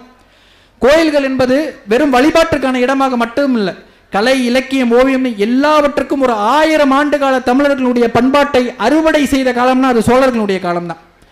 ஒரு பக்கம் நம்ம சிலப்பதிகாரத்தையும் இன்னொரு பக்கம் கம்பராமாயணத்தையும் மட்டும் எடுத்துக்கிட்டோம்னா ஒட்டுமொத்த தமிழர்களினுடைய பண்பாடும் அழிந்து விட்டது என்றாலும் கம்பராமாயணமும் சிலப்பதிகாரமும் நமக்கு விதை நெல்லை போன்றது. அதிலிருந்து ஒட்டுமொத்த தமிழ் பண்பாட்டையும் நம்மால் மீட்டெடுத்து விட முடியும். அப்படிப்பட்ட புத்தகங்களை இன்றைக்கு நாம் அடுத்த தலைமுறைக்கு கடத்த வேண்டியதுதான் நம்முடைய கடமையாக இருக்கிறது. ஏன்னா பண்பாட்டில் வாழ்தல் என்பதுதான் விதையுள்ள மரம் என்னைக்கு முளைக்கும் என்பதற்கான மிக அடிப்படையான ஒரு காரணம். இங்க இத்தனை கதைகளை வந்து எழுத்தாளர்கள் எழுதியிருக்கிறார்கள்னா ஒரு நிமிஷம் நினைச்சு பாருங்க, ஒருவேளை அந்த எழுத்தாளர் சினிமாவிற்கு செல்லாமலோ, எழுத்தாளருக்கு வேறு ஒரு தொழில் இல்லாமலோ நடுத்தர வாழ்க்கையை வாழ்ந்த தமிழ் எழுத்தாளர்கள் நம்மால விரல் விட்டு கூட எண்ணிட முடியாது. எல்லோரும் வறுமையில் தான் இருந்தாங்க. பிரபஞ்சன் ஒரு எழுத்தாளர் 75வது வயதிற்கு அவருக்கு ஒரு விழா வைக்கிறாங்க. அந்த விழா மேடையில இருந்து சொல்றாரு அவரு, எனக்கு வாழ்க்கை மீது எந்த கவலையும் கிடையாது, எந்த குறை சொல்லலும் எனக்கு வாழ்க்கையில் கிடையாது. என்ன, இந்த சமூகம் ஒரு நாளைக்கு 2 வேளை சாப்பாட்டுக்கு உத்தரவாதம் தந்திருந்தால் இன்னும் நல்ல கதைகளை நான் எழுதியிருப்பேன். ஆனாலும் அவர் சாகின்ற வரைக்கும் எழுத்தாளராக மட்டுமே எழுதி எழுதி செத்து போனார். எல்லா எழுத்தாளர்களும் அப்படிதான். தஞ்சை பிரகாசன் தஞ்சையினுடைய கதைகளை மட்டுமே தொகுத்து பல்வேறு புத்தகங்களாக இருக்கிறது. தி ஜானகிராமனை நம் வாழ்நாள் முழுக்க படித்துக் கொண்டே இருக்கலாம். இந்த தஞ்சைக்கு எத்தனை எழுத்தாளர்கள் கடவுள் கொடுத்திருக்கிறார்கள், அத்தனை பேரும் எழுதுகிறார்கள் என்றால் அதற்கு ஒரே காரணம், அவர்கள் இன்றைய தலைமுறைக்காக மட்டும் எழுதவில்லை, அவர்கள் காலத்தை நோக்கி எழுதி கொண்டிருக்கிறார்கள். அடுத்து வருகின்ற ஒவ்வொரு தலைமுறைக்கும் விதை நெல்லாக ஒவ்வொரு எழுத்தாளரும் இருக்கிறார்கள் என்றால் எழுதுவது அவர்களுடைய வாழ்நாள் கடன் என்று அவர்கள் நினைத்தார்கள். அடுத்த தலைமுறைக்கு நம்முடைய பண்பாட்டையும் மொழியையும் கொண்டு சேர்ப்பது நம்முடைய கடமையாக இருக்க வேண்டும். ஒன்றை கூறி உரைக்கு திரையிடலாம் என்று நினைக்கிறேன். மார்ச் 8 சர்வதேச மகளிர் தினம், நம்ம எல்லாருக்கும் தெரியும். ஆனால் ஜப்பான்ல இது வெறும் மகளிர் தினம் மட்டும் கிடையாது, கூடுதலாக இன்னொரு தினத்தையும் சேர்த்து கொண்டாடுறார்கள். ஹச்சிகோ அப்படின்னு ஒரு நாய், ஹச்சிகோ அந்த நாயினுடைய பெயர். அந்த நாயினுடைய நினைவு நாள் மார்ச் 8. ஒட்டுமொத்த தேசமும் சேர்ந்து ஒரு நாய் செத்து போனதை கொண்டாடுறாங்க நண்பர்களே. ஏன் அப்படின்னா, அந்த நாயினுடைய உரிமையாளரினுடைய பெயர் பேராசிரியர் யுனோ. அந்த யுனோ டோக்கியோவில் ரயில் நிலையத்தில் ஒவ்வொரு நாளும் கல்லூரிக்கு செல்வதை வழக்கமாக வைத்திருப்பார். ஒவ்வொரு நாளும் போகும்போதும் ரயில் நிலையம் வரைக்கும் அந்த நாய் வரும். அதற்கு பின்பு ரயில் நிலையத்திலேயே காத்திருக்கும். சாயந்தரம் அவர் வேலையை முடித்து வரும்போது அவரோடு சென்று போயிடும். எல்லாம் நல்லா போயிட்டு இருந்துச்சு. அவருடைய 53வது வயதில் அந்த பேராசிரியருக்கு மூளையில் இரத்த கசிவு ஏற்பட்டு அந்த பேராசிரியர் இறந்து விடுகிறார். இறந்தது நமக்கு தெரியும், ஆனால் நாய்க்கு தெரியல. வெறும் 16 மாதம் மட்டும்தான் அந்த நாய் அந்த பேராசிரியர் யுனோவோடு கூடயே இருந்தது. அந்த ஹெச்சிகோங்கிற நாய் அவர் இறந்த பிறகும் பல ஆண்டுகளாக தினந்தோறும் அவர் வருவார் என்று ரயில் நிலையத்திலேயே காத்து கொண்டிருந்தது நண்பர்களே. இது ஜப்பானில் இருக்கிற நாளிதழில் வந்தது. ஜப்பானில் இருக்கிற தொலைக்காட்சிகள் இதை தலைப்புச் செய்தியாக போட்டார்கள். அதற்கு பின்பு அந்த நாய் வாழ்கின்ற காலத்திலேயே அந்த ரயில் நிலையத்தின் முன்பாக ஹச்சிகோவிற்கு ஒரு சிலை வைத்தார்கள். இன்றைக்கு ஜப்பானினுடைய பள்ளி பாட புத்தகங்களில் நேர்மைக்கும் தன்னம்பிக்கைக்கும் என்றைக்கும் சொல் மாறாத திறத்திற்கும் ஜப்பானியர்களை இந்த நாய் ஞாபகப்படுத்துகிறதுன்னு அவர்களுடைய குழந்தைகளுக்கு பாடங்களில் அரசாங்கமே சொல்லிக் கொடுக்குது. இது ஒரு பக்கம் இருக்கா. இப்போ அப்படியே தமிழ்நாட்டுக்கு வரும். திருவண்ணாமலையில் எடுத்தனூர் அப்படின்னு ஒரு ஊர் இருக்கு. அந்த ஊரில் ஒரு கல்வெட்டு, நமக்கெல்லாம் நடுகள்னா தெரியும். ஊருக்காக போரிட்டு ஊருக்காக சண்டையிட்டு எந்த ஒரு வீரன் மறிக்கிறானோ அவனுக்கு நடுகள் வைப்பது தமிழரினுடைய மரபு. ஆனால் அந்த நடுகளுடைய ஸ்பெஷாலிட்டி என்ன தெரியுமா? அந்த வீரனோடு சேர்ந்து கூடையே ஒரு நாய் இருக்கு. அந்த நடுகளில் பார்த்தீங்கன்னா கையில் கத்தியோடு ஒரு வீரன் இருப்பான், கூடையே ஒரு நாய் குலைச்சிக்கிட்டு இருக்கும். அந்த நாயினுடைய பெயர் கோவிபன். அந்த கல்வெட்டுக்கு 1000 வருஷத்துக்கு மேலே ஆயிடுச்சு. 1200 ஆண்டுகள் பழமையான கல்வெட்டு. அந்த நாயினுடைய பெயர் கோவிபன். என்ன பிரச்சனைனா, ஆணிரைகள் அந்த கிராமத்துக்கு ஆடு மாடுகளை கவர்ந்து செல்வதற்காக திருடர்கள் வந்தார்கள். அந்த திருடர்களை கடித்து அந்த நாய் செத்து போச்சு. திருடர்கள் அந்த நாயை கொன்னுட்டாங்க. ஊருக்காக ஒரு நாய் செத்தாலும் அதை நடுகளாக வைத்து அந்த நடுகள் அந்த நாயினுடைய பெயர் முதற்கொண்டு குறிப்பிட்டிருக்கிறது. நீங்க நினைச்சு பாருங்க, ஹச்சிகோக்கும் கோவிவனுக்கும் எந்தவித வேறுபாடும் கிடையாது. ஆனால் ஜப்பானில் அந்த நாடு முழுக்க கொண்டாடுகின்ற ஒரு தேசிய தினமாக அந்த நாயினுடைய பெயரும் அந்த நாயினுடைய இறந்த தினமும் இருக்கு. இந்த பக்கம் 1200 ஆண்டுகளுக்கு முன்பாகவே ஊருக்காக செத்து போனது ஒரு நாயாக இருந்தாலும் அதை மதிக்க வேண்டும்னு பண்புள்ள தமிழர்களாக நாம் இருந்திருக்கோம். ஆனால் அந்த நாயினுடைய பெயர் யாருக்காவது தெரியுமா? இதற்கெல்லாம் காரணம் அவர்கள் பண்பாட்டில் வேரூன்றி வாழ்கிறார்கள். நாம் இன்னும் பண்பாட்டில் வேரூன்றி வாழ முயற்சி செய்து கொண்டிருக்கிறோம். அன்பார்ந்தவர்களே, விதையினுடைய செறிவு என்பது நம்முடைய வாழ்க்கையை வளமாக்க வேண்டும். கோயில் கலசத்தில் அந்த ஊரினுடைய மிக முக்கியமான நவதானியங்களையும் விதை நெல்களையும் போட்டு வைப்பார்கள். அதற்கு காரணம் என்னன்னா, என்னைக்காச்சும் ஒரு நாள் போர் வந்ததோ, என்னைக்காச்சும் ஒரு நாள் மிகப்பெரிய பேரிடர் வந்ததோ, இந்த ஒட்டுமொத்த சமுதாயம் அழிஞ்சிடக்கூடாது, அங்கு இருக்கிற விதை நெல்லை எடுத்து விவசாயம் செய்தாவது நம்முடைய சமுதாயம் பிழைத்துக் கொள்ள வேண்டும்னு. அதுபோல இன்றைக்கு நம்மிடம் இருக்கின்ற விதை நெல் நமக்கான புத்தகங்கள் தான். இன்றைக்கு நாம் புத்தகங்களை வாங்கி வாசித்து அடுத்த தலைமுறைக்கு கிடைத்தினாலும் இன்னமும் பல்லாயிரம் ஆண்டுகளாக நம்முடைய பண்பாட்டு தொடர்ச்சியை இன்னும் நம்மால் தொடர முடியும். புத்தகங்களை வாங்குவோம், புத்தகங்களை வாசிப்போம். புத்தகங்கள் என்கின்ற விதைகள் நம் வாழ்க்கையை சரிபார்க்கட்டும். யாவருக்குமாம் இறைவருக்கு ஒரு பச்சிலை. வணக்கம்.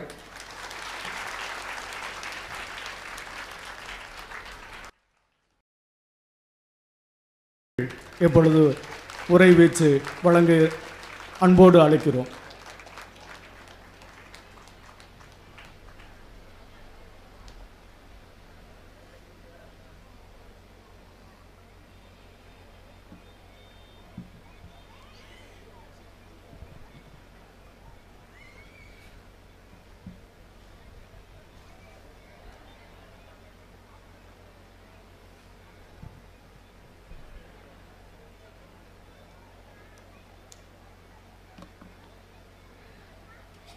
விசை உறும் பந்தினை போல், விசை உறும் பந்தினை போல் உள்ளம் வேண்டியபடி செல்லும் உடல் கேட்டேன். நசையறு மனம் கேட்டேன், நித்தம் நவம் என சுடர்தரும் உயிர் கேட்டேன். அசைவரு மதி கேட்டேன், இதை அருள்வதில் உனக்கெதும் தடையுள்ளதோ, வல்லமை தாராயோ இந்த மாநிலம் பயனுற வாழ்வதற்கு. தெளிவுறவே அறிந்திடுதல், தெளிவுறவே அறிந்திடுதல், தெளிவு தர மொழிந்திடுதல், சிந்திப்பார்க்கே கழிவளர உள்ளத்தில் ஆனந்த கனவு பல காட்டல், கண்ணீர் துளி வர உள் உருக்குதல். இவையாவும் நீ அருளும் தொழில்களன்றோ எனும் மகாகவி சுப்பிரமணிய பாரதியின் சரஸ்வதி வணக்கத்தை முன்வைத்து கண்ணியத்திற்கும் போற்றுதலுக்கும் உரிய இந்த தஞ்சாவூர் புத்தக திருவிழாவை முன்னின்று நடத்தக்கூடிய மாவட்ட ஆட்சியர் அவர்களுக்கு என்னுடைய சிறப்பு வணக்கம். பப்பாசி நிறுவனத்திற்கு என்னுடைய அடுத்த வணக்கம். முன்வரிசையில் உட்கார்ந்திருக்கக்கூடிய அத்துணை சான்றோர்களுக்கும் என்னுடைய பணிவான வணக்கம். மேடையில் 3 தலைமுறை உட்கார்ந்து கொண்டிருக்கிறோம். என் தகப்பனார் வயது கொண்ட 1000 பிறை கண்ட திருவாரூர் சண்முக வடிவேல் அவர்கள், பிரிட்டோவின் தாய் வயது கொண்ட பேராசிரியர் பர்வீன் சுல்தானா, என் மகன் வயது ஒத்த பிரிட்டோ. 3 தலைமுறையை இந்த மேடை கண்டு கொண்டிருக்கிறது. எங்கே போகிறோம் என்று எனக்கு தலைப்பு தந்திருக்கிறார்கள். பிரிட்டோ சிறுவனாக 6ஆம் வகுப்பில் தன்னுடைய பேச்சு பயணத்தை தொடங்கியதே ஒரு புத்தக கண்காட்சியில்தான். அதிலிருந்து எங்கோ சுற்றி கொண்டு வந்து என்னிடத்தில் சேர்ந்தான். தமிழ் பேச்சு எங்கள் மூச்சு என்கின்ற நிகழ்ச்சியில் நான் அவனை சந்தித்தேன். என் பக்கத்தில் உட்கார்ந்து கொண்டு எவ்வளவு குறும்பு இருக்கும் என்னிடத்தில் கேட்கிறான், அம்மா 3 நிமிடத்தில் மணி அடிக்க மாட்டீர்களே? நான் சொன்னேன், தம்பி நீ மணி அடிக்கவே கூடாது, நீ பேசுகின்ற பொழுது என்கின்ற நிலைக்கு உன்னை உயர்த்துவதற்காகத்தான் நான் 3 மணித்துளிகளில் மணி அடித்தேன் என்று சொன்னேன். மிக சிறப்பாக விதை நெல் குறித்து, விதையின் செறிவு குறித்து தம்பி பேசியிருக்கிறான். உலகத்திலேயே மிக உயர்ந்த திருநாடாக இருக்கக்கூடிய இந்தியாவின் நெற்களஞ்சியம் தஞ்சை. இங்கிருந்துதான் விதைகள் எல்லா இடத்திற்கும் செல்லுபடியாகின்றன.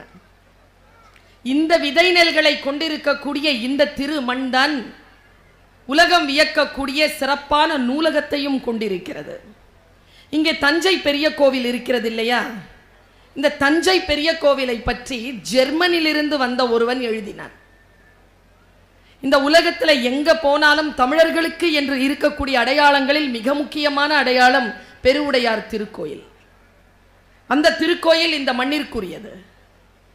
இந்த திருக்கோயிலுக்கு வந்த அந்த ஜெர்மானியன் எழுதினான், Rajaraja Chola started to build a building to Lord Shiva, but he finished the building for Lord Shiva like a jewelry என்று சொன்னான்.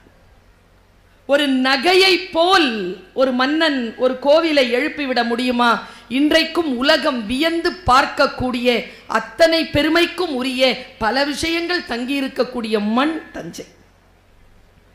இந்த தஞ்சையிலே புத்தக திருவிழா நடந்து கொண்டிருக்கிறது.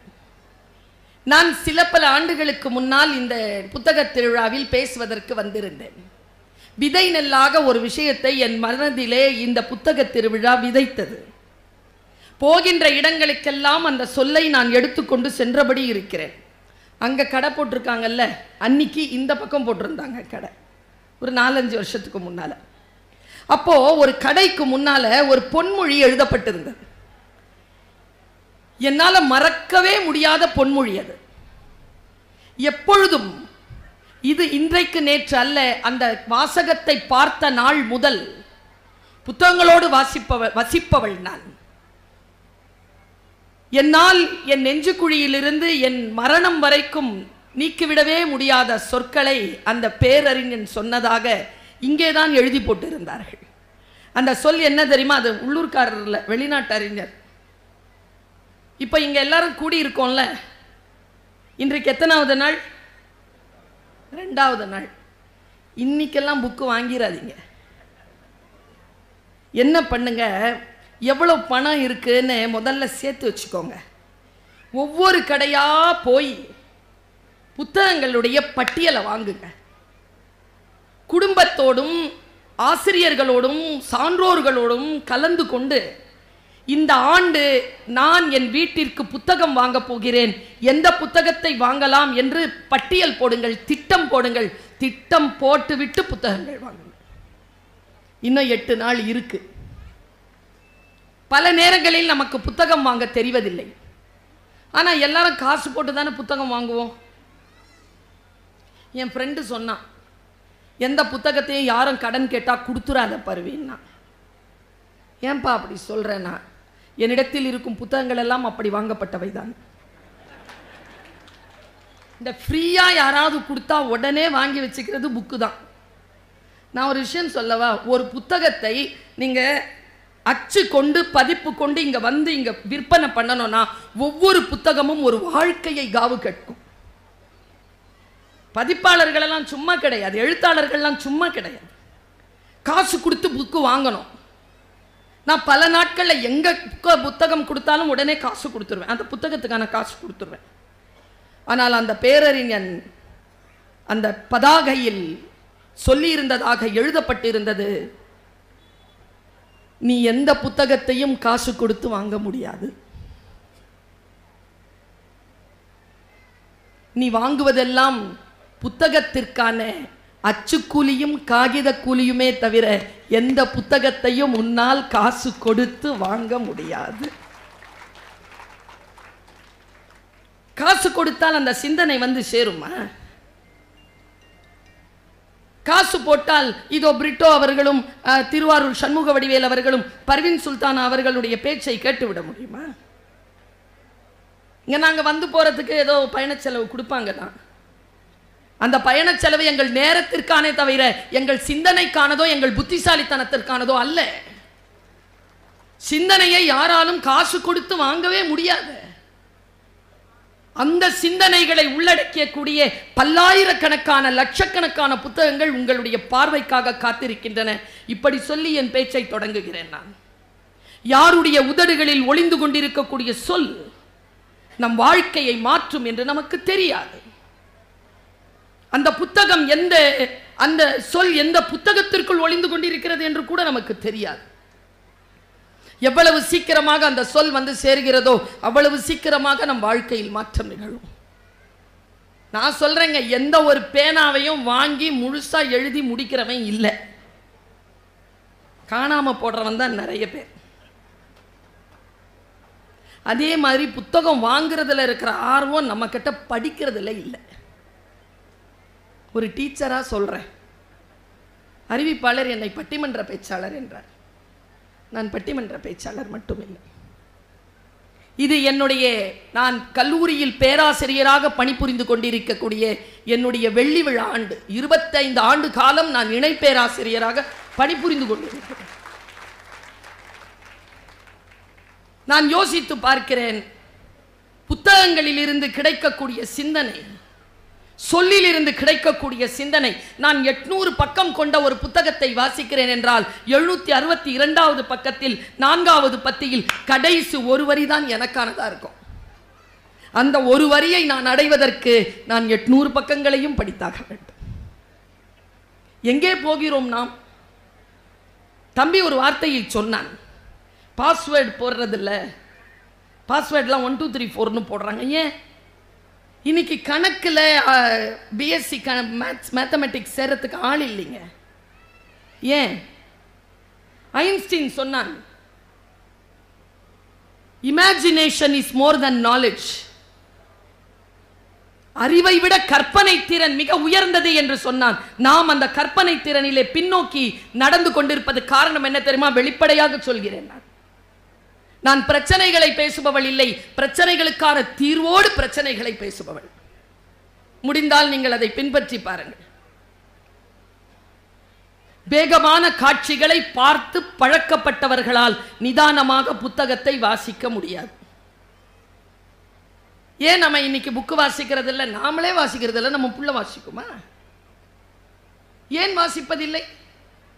நிதானமாக ஒரு புத்தகத்தை எடுத்து முழுமையாக வாசித்து முடிக்கக்கூடிய அந்த தவம், அதை நாம் இழந்து கொண்டிருக்கிறோம். யாரோ ஒருவர் படிக்கிறார், பேசினா கேட்டுட்டு போயிடலாம். நான் ஒன்று சொல்லட்டுமா? நானோ பிரிட்டோவோ சண்முக வடிவேல் ஐயாவோ பேசுறதெல்லாம் அவரவர்கள் ருசித்தது. தம்பி சொன்னான்ல இன்பத்து பால், அது அவன் சொன்னான், அது அவனுடைய அனுபவம் தான். நீங்க படிச்சு பாருங்க. எங்க வீட்டில் நடந்தது. ஊருக்கு போறேங்கிறாரு. எப்ப வருவீங்கன்னு கேட்டா தெரியாதுங்கிறாருங்க. இப்ப நான் என்ன பதில் சொல்றது? ரொம்ப புதுசு, நான் அப்ப கல்யாணமான புதுசு. அப்போ எனக்கு வள்ளுவர் துணை செஞ்சார். செல்லாமை உண்டேல் எனக்கு உரை, மற்ற நின் வல்வரவு வாழ்வார் குறை. போலனா என்கிட்ட சொல்லிட்டு போயா, எப்போ வருவேன்னு தெரியாது, வந்துருவேன்னு சொல்றல, நீ வரும்போது யார் உயிரோடு இருப்பாங்களோ அவங்க கிட்ட சொல்லிட்டு போ. இது என் அனுபவம். பலாப்பழம் மாதிரி இலக்கியம். அது சாப்பிட்டாதான். சாப்பிட்டவங்களை கேளுங்களேன், எப்படி இருந்தது? ஸ்வீட்டா இருந்தது. சக்கரை மாதிரி இருந்ததா? இல்லை. தேன் மாதிரி இருந்ததா? இல்லை. எப்படி இருந்தது? நல்லா இருந்துச்சு. நல்லா இருந்துச்சுன்னா டேஸ்டா இருந்துச்சு. டேஸ்டா இருந்துச்சுன்னா ஸ்வீட்டா இருந்துச்சு. இவ்வளவுதான் சொல்ல முடியும். நாங்கெல்லாம் அதை இன்னும் கொஞ்சம் பாலிஷா சொல்றவங்கிறதுனால நாங்க மேடையில் இருக்கிறோம், நீங்க உட்காந்து கேட்டுட்டு இருக்கிறீங்க. நீங்களும் அப்படி சொல்ல ஆரம்பிச்சிட்டீங்கன்னா இங்க வந்துருவீங்க. சொல்வதல்ல, அதை அனுபவிப்பதுதான் வாழ்க்கை. நாம் அந்த இலக்கியங்களை அனுபவிக்க வேண்டும். அப்பொழுதுதான் நம் இலக்கு நமக்கு தெரியும். நான் ஒருவனை உங்களுக்கு உதாரணமாக சொல்லுகிறேன். நான் ஒரு சமீபத்தில், சில ஆண்டுகள் இருக்கும், சமீபத்தில் அல்ல, ஒரு படம் பார்த்தேன். ஞானராஜசேகரன் எடுத்திருந்தார் அந்த படத்தை. படத்தினுடைய பெயர் பாரதி. எத்தனை பேர் பார்த்தீங்கன்னு தெரியல. பாரதி படம் எத்தனை பேர் பார்த்தீங்க? இன்னைக்கு கிளாஸ்ல கேட்குறேன், வழக்குரை காதையா? சத்தியமா நடந்தது என் கிளாஸ்ல. வழக்குரை காதை எத்தனை பேர்? கண்ணகி தெரியுமா எல்லாருக்கும்னா? என்னுடைய வகுப்புல 59 பிள்ளைகள், 9 பிள்ளைகள் கை தூக்குகிறார்கள், எனக்கு கண்ணகி என்றால் யார் என்று தெரியாது என்று. எங்கே போகிறோம் நாம்? எது நம்முடைய இலக்கு? நான் பாரதி என்ற படம் பார்க்கிறேன். அதில் ஒரு காட்சி என்னுடைய ஆன்மாவை உலுக்கிய ஒரு காட்சி. ஒரே சொல்தான். எனக்கு புரிந்தது போல், அவர் யார் நினைத்து எதை நினைத்து ஞானராஜசேகரன் எடுத்தார் எனக்கு தெரியாது. அந்த சொல்லை பாரதி சொன்னானா என்று கூட எனக்கு தெரியாது. படம். இத்தனை பேர் கூடியிருக்கிறீர்கள், நாங்கள் பேசுகிறோம். ஒன்று சொல்லுகிறேன் பெருமக்களே, சொல் என்னுடையது. நீங்கள் புரிந்து கொள்கிறீர்கள் இல்லையா? அந்த பொருள் என்னுடையது இல்லை. இப்படி ஓஷோ சொல்கிறான். நீங்கள் உங்களுக்கானதாக என் சொல்லை புரிந்து கொள்கிறீர்கள். அவரவர்களுடைய புரிதலுக்குரியது, அவரவர்கள் காட்டில் கேட்கக்கூடிய சொல். நான் பாரதி படம் பார்க்கின்ற பொழுது பாரதி சாயாஜி ஷிண்டே நடிச்சிருப்பார். எத்தனையோ பேர் நடிச்சிருக்காங்க. பாரதியார், நம்முடைய ஐயா சிவாஜி கணேசன் நடிச்சிருக்கார், ஷெவாலியர். ஐயா சுப்பையா நடிச்சிருக்கிறார். எத்தனையோ பேர் நடிச்சிருக்காங்க. அந்த மராத்திய நடிகன் சாயாஜி ஷிண்டே நடிச்சிருக்காங்கல்ல. அவன் உட்கார்ந்துருப்பான். இப்படி ராத்திரி நேரம் ஒரு காட்சி இருக்கும். விளக்கு கையில லாந்தர் எடுத்துக்கிட்டு ஒரு பையன் முன்னால வருவான், ஒரு பிராமண பையன்.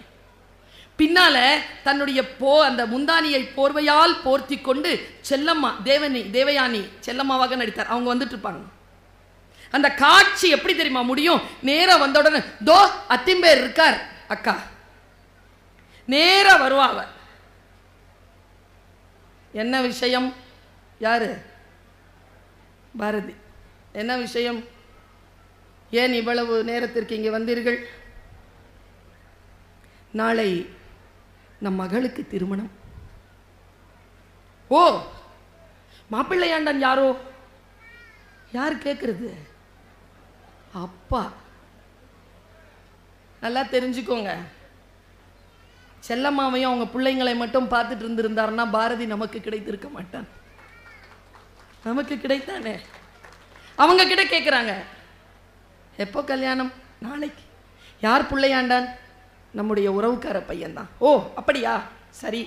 வந்ததன் நோக்கம்? செல்லம்மாக்கு எப்படி இருக்கும்? அத்திம்பேர் வரணும்.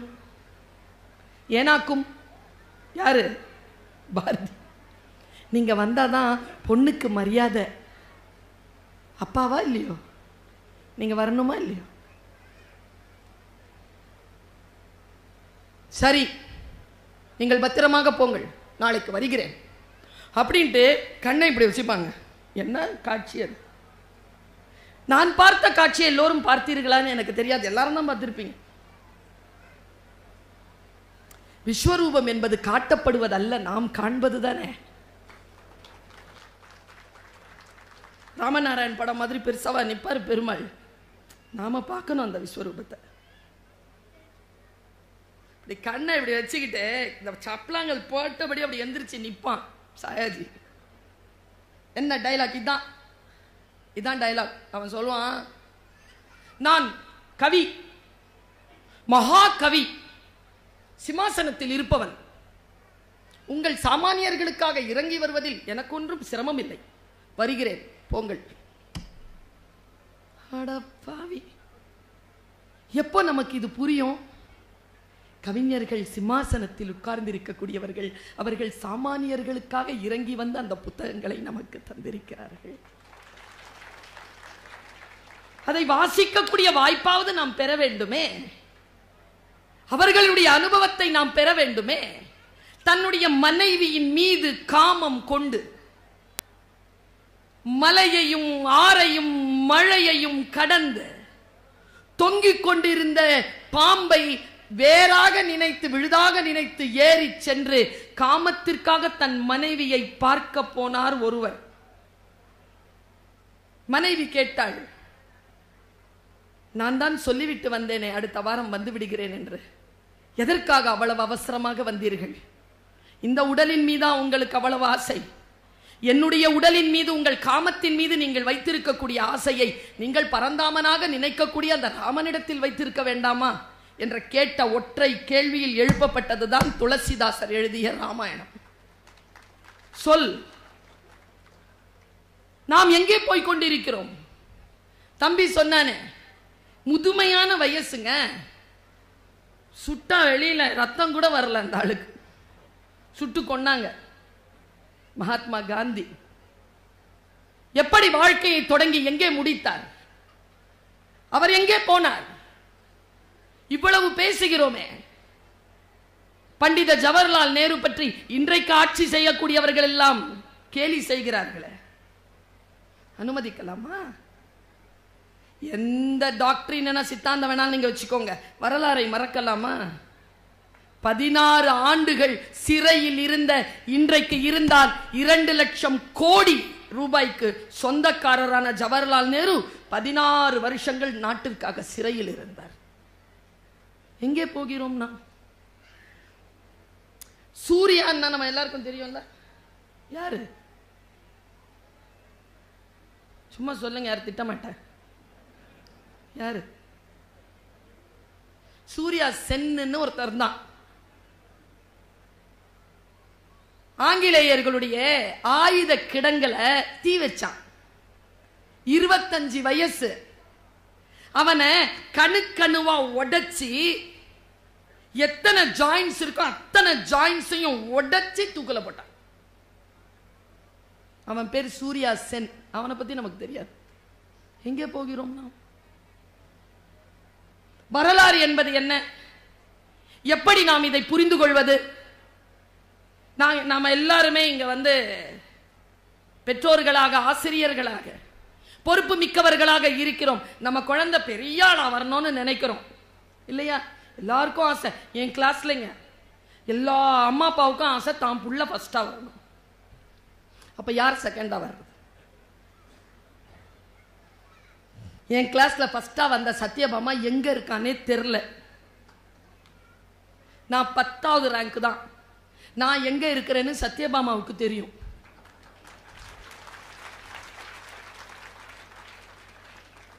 நாம் நம்முடைய எண்ணங்களை கொஞ்சம் மாற்றிக்கொள்வோமா? அப்பொழுதுதான் நம்முடைய டெஸ்டினேஷன் நமக்கு தெரியும். எல்லா இடங்களிலும் சமீப காலமாக நான் சொல்றேன், சில பேர் அதை தொலைக்காட்சியில் சமூக வலைதளங்களில் கேட்டிருப்பீர்கள், நினைவுபடுத்திக் கொள்வதற்காக சொல்றேன். பர்ஸ் ஒன்று வச்சிருந்தையா, பர்ஸ். நான் ஆம்பளைங்களுக்கு இருக்கிற மாதிரி நம்ம கிட்ட வசதி இல்லைங்க. உங்களுக்கெல்லாம் சட்டையிலேயே பர்ஸ் இருக்கு, பேண்ட்ல 4 பர்ஸ், அதுக்குள்ள பர்ஸ் வச்சுப்பீங்க நீங்க.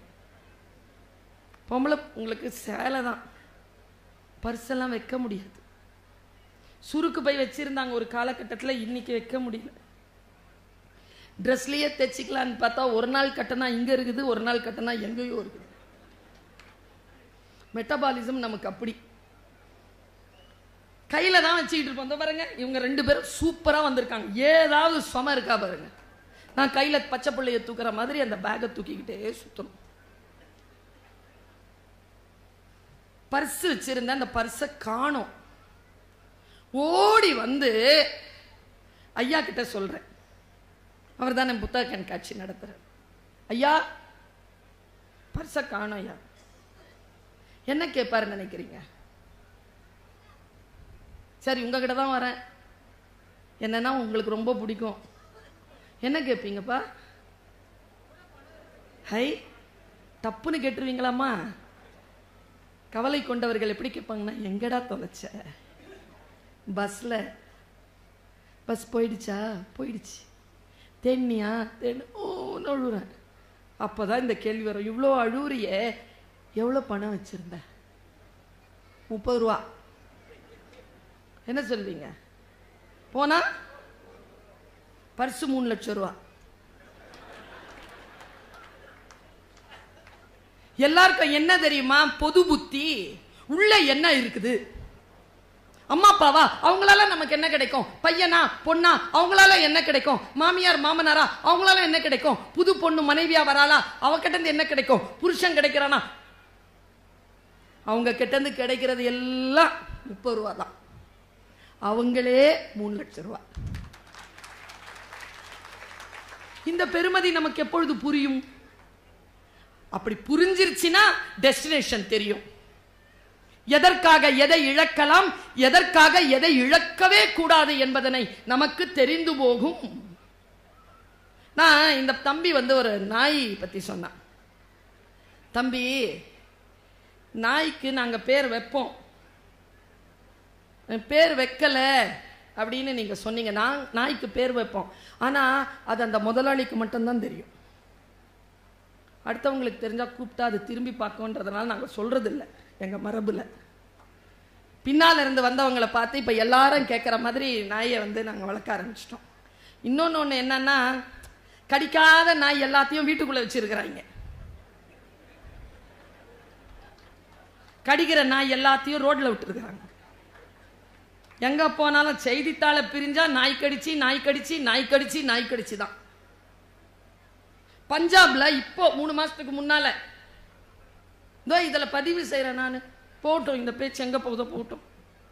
ஹைகோர்ட் இருக்குல்ல, பஞ்சாப் ஹைகோர்ட், அது ஒரு தீர்ப்பு சொல்லி இருக்குதுங்க. பஞ்சாப்ல யாருக்காவது நாய் கடிச்சா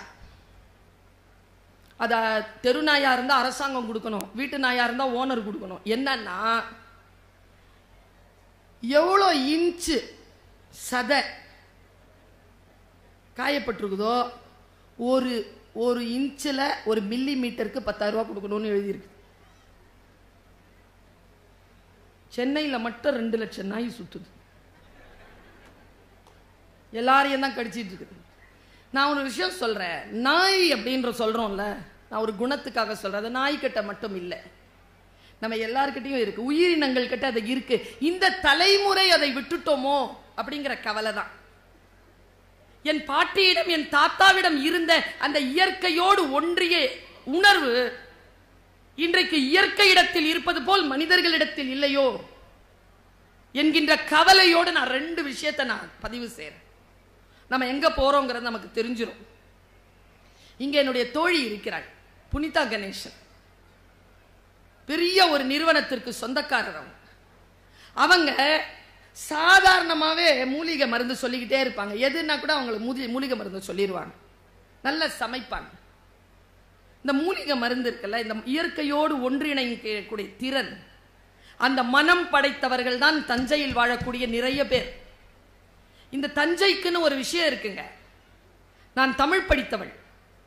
மருத நிலம் உங்களுடையது, நீங்கள் மருத நிலத்திற்கு சொந்தக்காரர்கள். வயலும் வயல் சார்ந்த இடமும் இயற்கையோடு ஒன்றிணைந்தவர்கள் நீங்கள். பாருங்க, அந்த ஒரே ஒரு காட்சி மட்டும் ஜியோகிராபிக்கல் சேனல்ல வருது. நாமெல்லாம் எங்க போறோங்கிறத கொஞ்சம் தெரிஞ்சுக்கோங்க. ஜியோகிராபிக்கல் சேனல்ல ஒருத்தர் என்ன பண்றான், இலைய பின்றான். கொஞ்ச நேரம் தான் வருது அந்த வீடியோ. இலைய பின்றான், பின்னி ஒரு போர்வை பண்றான். போர்வை பண்ணி ஒரு ஆற்றினுடைய ஒரு திட்டு மேல உட்காந்துக்கிட்டு அந்த போர்வையை முழுக்க போத்திக்கிறான். ஒரு கேமரா வைக்கிறான், இயற்கையை படம் பிடிக்கிறான். அவன் கேமராவை அப்படி பார்த்துட்டு இருக்கிறது, இன்னொருத்தான் அவனை கேமரா எடுத்துட்டு இருக்கான். சரியா? ஒரு நாரை பறந்து வருதுங்க. இறந்து போன 86 அகவை பத்மபூஷன். நாங்க எல்லாருமே உட்கார்ந்துட்டு இருக்கிறோம். எங்களுக்கு சொன்ன மாபெரும் அறிவுரை இது. சாதாரணமா தான் இருக்கும், புரிஞ்சுக்கோங்க. நம்ம யாருக்குமே எங்க போறோம்னே தெரியலீங்க, யாருக்குமே தெரியாது நம்ம எங்க போறோம்னு. ஆனா ஓட்டம் மட்டும் நிக்கவே இல்லை, தலை தெறிக்க ஓடிக்கிட்டு இருக்கோம். எங்க போறோம்னு கேட்டு உங்க எல்லார்கிட்டயும் கேட்கிறேன், யாருங்க பெரியாள்? என் பையன் பெரியாள் ஆகணும், என் பொண்ணு பெரியாள் அப்படின்னா என்னப்பா? IAS officer ஆக்கிடலாமா? சார் கிட்ட கேட்கிறேன், ஐஏஎஸ் ஆபீசர்லாம் பெரியாளா சார்? எல்லாரும் பெரிய ஆட்களா சார்? போலீஸ்காரங்களா ஆக்கிடலாமா? பேராசிரியர் ஆக்கிடலாமா? இல்ல இந்த மாதிரி ஆசிரியர் ஆக்கிடலாமா? யாருங்க பெரியாளு? எங்கெங்க போறாங்க? ஒருத்தன் சொன்னான், எந்த ஒரு மனிதனால் 4 பேருக்கு நன்மை நடக்குதோ அவன் பெரியாள். அவன் எந்த துறை சார்ந்தவனாக இருக்கட்டும், 4 பேருக்கு நன்மை நடக்கிறதா நீ பெரியாள். மூசா ராஜா சொன்னார், ஐன்ஸ்டீன் சொன்னாங்கல்ல, ஐன்ஸ்டீன் சொன்ன ஒரு விஷயம், ஆலிஸ் இன் ஒண்டர்லேண்ட் ஒரு படம், அதை மட்டும் சரியா புரிஞ்சுக்கிட்டா, ஐன்ஸ்டீன் சொன்னது இது, இந்த படம் அல்ல அந்த கதை, அதை சரியா புரிஞ்சுக்கிட்டா பிசிக்ஸ்ல நோபல் பரிசு வாங்கலாம்னு அவர் சொல்லியிருக்காருங்க. அது ஒரு பிசிக்ஸ் பேஸ்டான ஒரு படம். அது ரொம்ப டெப்தா பார்த்தா பிசிக்ஸ் பேஸ்டான ஒரு படம் அது, ஆலிஸ் இன் ஒண்டர்லேண்ட். நாம எல்லாம் அது ஒரு காமிக்கா தான் பார்ப்போம், ஒரு ஃபேரி டேலா தான் நம்ம பார்ப்போம், டிஸ்னி வேர்ல்டுடைய ஒரு படமா தான் பார்ப்போம். இல்ல 2 ஒரு காட்சி மட்டும் இருக்கும், உங்கள் சிந்தனைக்காக சொல்லுகிறேன். போக பயமா? இதை தனியா விட பயம், அதான் உண்மை. ஆலிஸ் ஓடும் பொழுது ராணியும் ஓடுவா, ஓடிக்கிட்டே பின்னங்கால் பிடரியில் பட வேகமாக ஓடிக்கொண்டிருக்கக்கூடிய அந்த ஆலிஸ் கேப்பா, queen where we are going, எங்கே போகிறோம்? ராணி சொன்ன பதில் தான் super, we are not going anywhere, நாம் எங்கேயும் போகவில்லை. எங்கேயும் போலனா ஏன் ஓடுறோம்? இதுதான் தோழமைகளே பதில். நாம் நின்று கொண்டிருக்கக்கூடிய நிலம் பின்னோக்கி நகர்ந்து கொண்டிருக்கிறது. ஏற்கனவே நிற்க வேண்டிய இடத்தில் நிற்க வேண்டும் என்றால் தலைதெறிக்க ஓடியாக வேண்டும். அதனால் ஓடிக்கொண்டிருக்கிறோம் என்று சொன்னாள் வெள்ளை ராணி. ஏற்கனவே இருக்க வேண்டிய இடத்தில் நிற்க வேண்டும் என்றாலே நாம் ஓடிக்கொண்டிருக்க வேண்டும் என்பதுதான். யோசித்து பார்த்தால் நம்முடைய வாழ்க்கையில் நமக்கு சில தெளிவு, கொஞ்சம் அலர்ட்டா இருக்கணும். நம்ம குழந்தைகள் அலர்ட்டா இருக்குதா? அலர்ட்டான படிப்பை நம்ம கொடுக்கிறோமா? ஒரு காலகட்டத்தில் படித்தவர்கள் கிட்ட இருந்த விழிப்புணர்வு இன்றைக்கு இருக்கக்கூடிய இளைஞர்கள் கிட்ட இருக்கா? நான் பிஆர்ஓவா உட்காந்துருக்கேன். ஃபர்ஸ்ட் ஸ்டாண்டர்டுக்கு ஒரு அம்மா வந்து குழந்தைக்கு அட்மிஷன் கேட்குது காலேஜில். ஸ்கூலில் எங்கே போங்க என்ன, நான் பக்கத்தில் எங்கள் ஸ்கூலு, இந்த ஸ்கூல் நல்ல ஸ்கூலா மேடம் கேட்குறாரு உங்க அப்பா.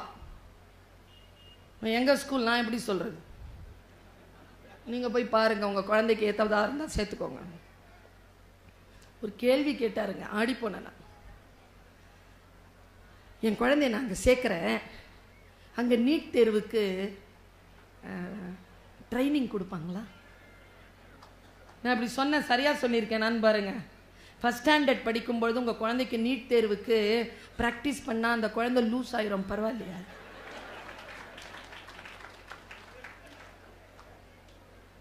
நான் ஒன்று சொல்லட்டுமா? குழந்தைகள் வளர்வதற்காக குழந்தைகளாக இல்லை, குழந்தைகள் குழந்தைகளாக இருப்பதற்காக குழந்தைகளாக இருக்கிறார்கள். குழந்தைகிட்ட இருந்து பறிச்சிட்டோமே. எங்க 1.5 வயசு குழந்தை அடிக்குதுங்க அம்மாவை கோவத்தில். அந்த அம்மா சிரிக்குதுங்க. எங்க அம்மாவா இருந்தா உதட்டுல பளிச்சுன்னு ஒரு அடி விழும், தொடையில ஒரு கிள்ளு விழும். இப்படி பார்த்தாலே நடுங்கி உள்ள போயிடுவோம் நாங்கெல்லாம். இன்னைக்கு பார்த்தா என்ன அப்படிங்குது. எங்க அம்மா அழுதா இன்னைக்கோங்க, நான் சத்தியமா சொல்றேன், எங்க அம்மா அழுதாங்கன்னா எனக்கு இங்க நடுக்க வந்து என் கண்ணில் கண்ணீர் வந்துருதுங்க. எங்க அம்மாக்கு 80 வயசுங்க. அன்னைக்கு ஏதோ நினைச்சுக்கிட்டு நான் அழுறேன், என் பையன் கேட்கறான் வாட் ஹேப்பன். நல்லா தானே இருந்தேன் காலையில். நான் அப்படி பார்த்தேன், சொல்லாத எனக்கு. நான் எங்க கவலைப்படுறேன் தெரியுமா? என்கிட்ட நீ இப்படி பேசுறியே, உன் பிள்ளை உன்கிட்ட எப்படி பேசும்? அவங்கள நம்ம எப்படி வளர்த்து விட போறோம்? எங்கே போகிறோம்? பாண்டிங் இருக்கா இன்னைக்கு? அப்பா நான் ஒரு பாண்டிங் இருந்ததே, அம்மா நான் ஒரு பாண்டிங் இருந்ததே, இன்னைக்கு இருக்கான்னு நான் கேட்கிறேன். இப்படி சொல்றேங்க. 12 ரொம்ப ஓப்பனாவே சொல்றேங்க. 12 வயசுல நான் இருக்கும்போது எங்க அப்பாவுக்கு வேலை போயிடுச்சுங்க. எங்க அப்பாவுக்கும் பிறந்தது 5 பிள்ளைங்க நாங்க. எனக்கு 12 வயசு தான், எனக்கு கீழே 2, எனக்கு மேல 2. வயசை பார்த்துக்கோங்க, 3 வயசு தான். எல்லாம் பச்சை பிள்ளைங்க, பசிக்கோங்க எல்லாருக்கும். வேலையில் ஒரு நாள் 5 ரூபாய் தான் கொடுப்பாரு அப்பா, வாரத்துக்கு 50 ரூபாய் கொடுப்பாரு, அவ்வளவுதான்.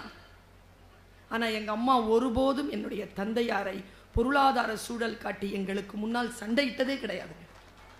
இது என் இறை மீது ஆணையா நான் சொல்றேன். மரியாதை குறைவா பேசினதே இல்லை. ஏன் தெரியுமா? எங்க அம்மாக்கு தெரிஞ்சு போச்சு, எங்க அப்பா சம்பாதிக்கிற சம்பாத்தியத்தை விட முக்கியமானது 5 பிள்ளைங்களுக்கும் தகப்பன் என்கின்ற ஸ்தானத்தில் அவன் இருப்பது. அந்த வேல்யூஸை இன்னைக்கு நாம நம் குடும்ப குழந்தைகள் கிட்ட கொடுக்குறோமா? அம்மா ஒரே சண்டையா இருக்குமா? கல்யாணம் ஆகி 10 நாள் தானடி ஆச்சு, அப்படிதான் இருக்கும். அம்மா வெளிநாட்டில் இருக்கிறேன் இல்லைம்மா, யாரும் இல்லைம்மா, கூட பயமா இருக்குமா, எல்லாம் சரியா போயிடும்ப்பா. சரி இந்த டெட் பாடி என்ன பண்றதுன்னு சொல்லுச்சு. அது சண்டையாவா இருக்கு இன்னைக்கு? வாழ்க்கையில் எல்லோரும் பிரிந்து கிடக்கிறார்கள். எல்லோரும் பொருள் தன்னை தானே மதித்துக் கொள்ளுதல்ங்கிற லெவல்ல போய்கிட்டே இருக்கும் பொழுது கொஞ்சம் நினைச்சு பாருங்க, ஒரு மிகப்பெரிய ஸ்கேசிட்டி வரத்துக்குள்ள நம் உறவுகளை, நம் இயற்கையை, நம் விழுமியங்களை, நம் இலக்கியங்களை நாம் பேணிக்கொள்ள வேண்டும் என்றால் இத்தகைய புத்தக கண்காட்சியில் இருக்கக்கூடிய புத்தகங்களை வாங்கி கொண்டு போய் தன்னுடைய வீட்டில் உணவு நேரத்தில், ஓய்வு நேரத்தில் குடும்பத்தோடு சேர்ந்து இந்த சனியனை கொஞ்சம் மூடி வச்சுட்டு புத்தகங்கள் படிக்கக்கூடிய வாய்ப்பை பெறுங்கள் என் உறவுகளை. இந்த ஒரே ஒரு விஷயத்தை நான் சொல்லிட்டு போறேன். நாம் பல நேரங்களில் நம்ம உண்ணாவிரதம் இருக்கோம் தானே. நேற்று கூட ஆடி வெள்ளி பிரதோஷம், கரெக்டா சொன்னா? கொஞ்ச நாளைக்கு முன்னால ஈஸ்டர் வந்தது, 40 நாள் லேந்து நாட்கள் இருந்தீங்களா? அதுக்கு முன்னால வந்தது ரம்ஜான். 30 நாள் நோன்பு இருந்தோமா? எல்லாருக்கும் கேட்கிறேன், எல்லாத்துக்கும் நோன்பு இருக்கோம்ல. நான் ஒரு நோன்பை கற்றுக் கொடுத்துட்டு போறேன். இன்னைக்கு ஒரு நாளைக்கு 2 மணி நேரம் டிஜிட்டல் ஃபாஸ்டிங்ல இருங்க. இதை பயன்படுத்தாம இருங்க. முழிப்பா இருக்கும்போது 2 மணி நேரம் பாருங்க, வித்தை வித்தை நடக்கும். நாங்க இந்த நேற்று ஒரே என்ன எல்லாரும் கரிச்சு கொட்டினாங்க. என்ன, நேற்று இரவு எனக்கு அமெரிக்கால இருந்து ஒரு கால் கரெக்டா கட் ஆயிடுச்சு. 10 மணிக்கு ஸ்கிரீன் ஆஃப் போட்டு வச்சிருக்கேன். 7 மணிக்கு தான் ஓப்பன் ஆகும். 10 மணிக்கு மேல பேச முடியாது. என்னுடைய ஸ்கிரீன் டைம் முதல்ல 13 மணி நேரம் இருந்தது, அப்புறம் 8 மணி நேரம் ஆச்சு. இப்ப என்னுடைய ஸ்கிரீன் டைம் 2 hours. 2 மணி நேரத்திற்கு மேல் நான் இந்த தொலைபேசியை பயன்படுத்துவது இல்லை. மற்ற விஷயங்களுக்காக என்னுடைய கவனத்தை செலுத்த தொடங்கி இருக்கிறேன். என் உடல் நலம், என் புத்தி நலம், என் குடும்ப நலத்திற்கு என்னிடத்தில் இப்பொழுது நேரம் கிடைத்துக் கொண்டிருக்கிறது. அனுபவத்தில் சொல்கிறேன் நான். நமக்கு பல நேரங்கள்ல எங்கே எந்த வாழ்க்கையை எப்படி அமைத்துக் கொள்வதுன்னு தெரியல. பிரிட்டோ கிட்ட நான் கேட்டேன், தம்பி உன் வாழ்க்கை இலக்கு என்ன? ரொம்ப குறைவான பதில் பேர் தான் அந்த பதில் சொல்லியிருக்காங்க. ஒரு சக்சஸ்ஃபுல்லான ஸ்பீக்கரா வரணுங்கிறது என்னுடைய இலக்கு மேடம்னு சொன்னான் தம்பி. அப்ப அவனுக்கு ரொம்ப சின்ன வயசு. வருகிறான், காலம் தள்ளி போகிறதெல்லாம் வேற. ரேஸ்ல இருக்கிறானா இல்லையா? நடுவரா உட்கார்ந்து இருந்த என் பக்கத்துல உட்கார்ந்து சேர் போட்டு உட்கார்ந்தானா இல்லையா? எங்கே போகிறோம் என்பதை ஒருவன் ஒருத்தி மிக தெளிவாக தெரிந்து, யாரும் யாருக்கும் போட்டி இல்லைங்க. யாரும் யாருக்கும் போட்டி இல்லை. பேச்சுத்துறை நன்றாக இருக்க வேண்டும் என்றால் இதோ இந்த நேரத்தில் தமிழ்நாட்டில் ஆயிரக்கணக்கான மீட்டிங் நடந்துட்டு இருக்கு. அங்கே எல்லாம் பேச்சாளர்கள் சிறப்பாக பேசினால்தான் மக்கள் பேச்சுத்துறையின் மீது நம்பிக்கை கொண்டிருப்பார்கள். அதனால நான் மட்டும் நல்லா பேசணும்ன்றது இல்லை, 999 பேரும் நல்லா பேசணும். இந்த மனநிலையில் இருக்கக்கூடியவர்கள் தான். போட்டி என்பது ஒருத்தன் ஒரே ஒரு அனௌன்ஸ்மெண்ட் தாங்க. எல்லாருக்கிட்டையும் பலூன் கொடுத்துட்டு கடைசி நிமிஷம் வரைக்கும் எவன் பலூனை வச்சிருக்கிறானோ அவன் தான் ஜெயிக்கிறவன் அப்படின்னு சொல்லிட்டார். 5 நிமிஷம் உங்களுக்கு டைம். ஒருத்தன் வச்சுக்கிட்டே இருந்தான் பாருங்களேன், 5 நிமிஷத்துல அதுவே உடஞ்சிருச்சு. இன்னொருத்தன் என்ன அந்த உடஞ்சிருச்சு இல்ல, அவன் என்ன பண்ணா, பின்ன எடுத்து அடுத்த வந்து குத்திட்டான். எல்லாரும் ஒண்ணுக்கு ஒண்ணு இப்படி பண்ணிட்டாங்களா. ஒருத்தன் மட்டும் கையில வச்சுட்டு இருக்கும்போது துரத்தி ஓடுறாங்க. ஒருத்தன் அவன் ஜெயிச்சிடக்கூடாதுன்னு. அந்த வீடியோல கடைசியா அந்த மோட்டிவேட்டர் சொன்னார், நான் யாரிடத்தில் கையில் கடைசி வரைக்கும் பலூன் இருக்கிறதோ அவர்கள்தான் ஜெயிப்பார்கள் என்று தானே சொன்னேன். நீங்கள் எல்லோரும் சேர்ந்து முடிவெடுத்திருந்தால் எல்லோரும் ஜெயித்திருக்கலாம் தானே. இயற்கையால் விபத்து நேரிடுகின்றவர்கள் தவிர அடுத்தவர்களால் தோற்கடிக்கப்படுகின்றவர்கள் குறைகின்ற காலம் எப்பொழுது நமக்கு வரும்?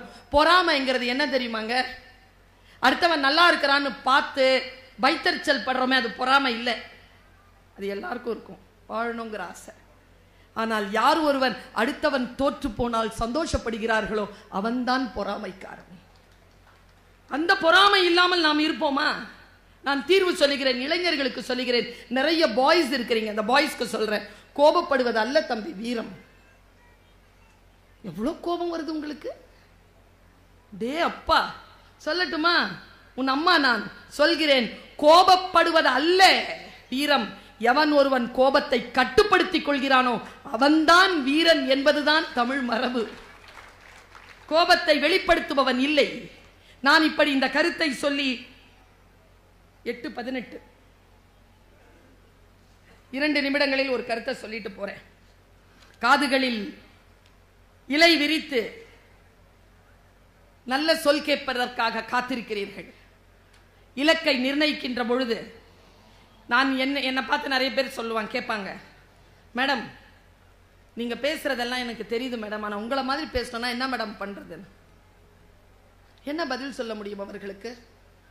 நான் சொல்லட்டுமா? பயிற்சி தான்.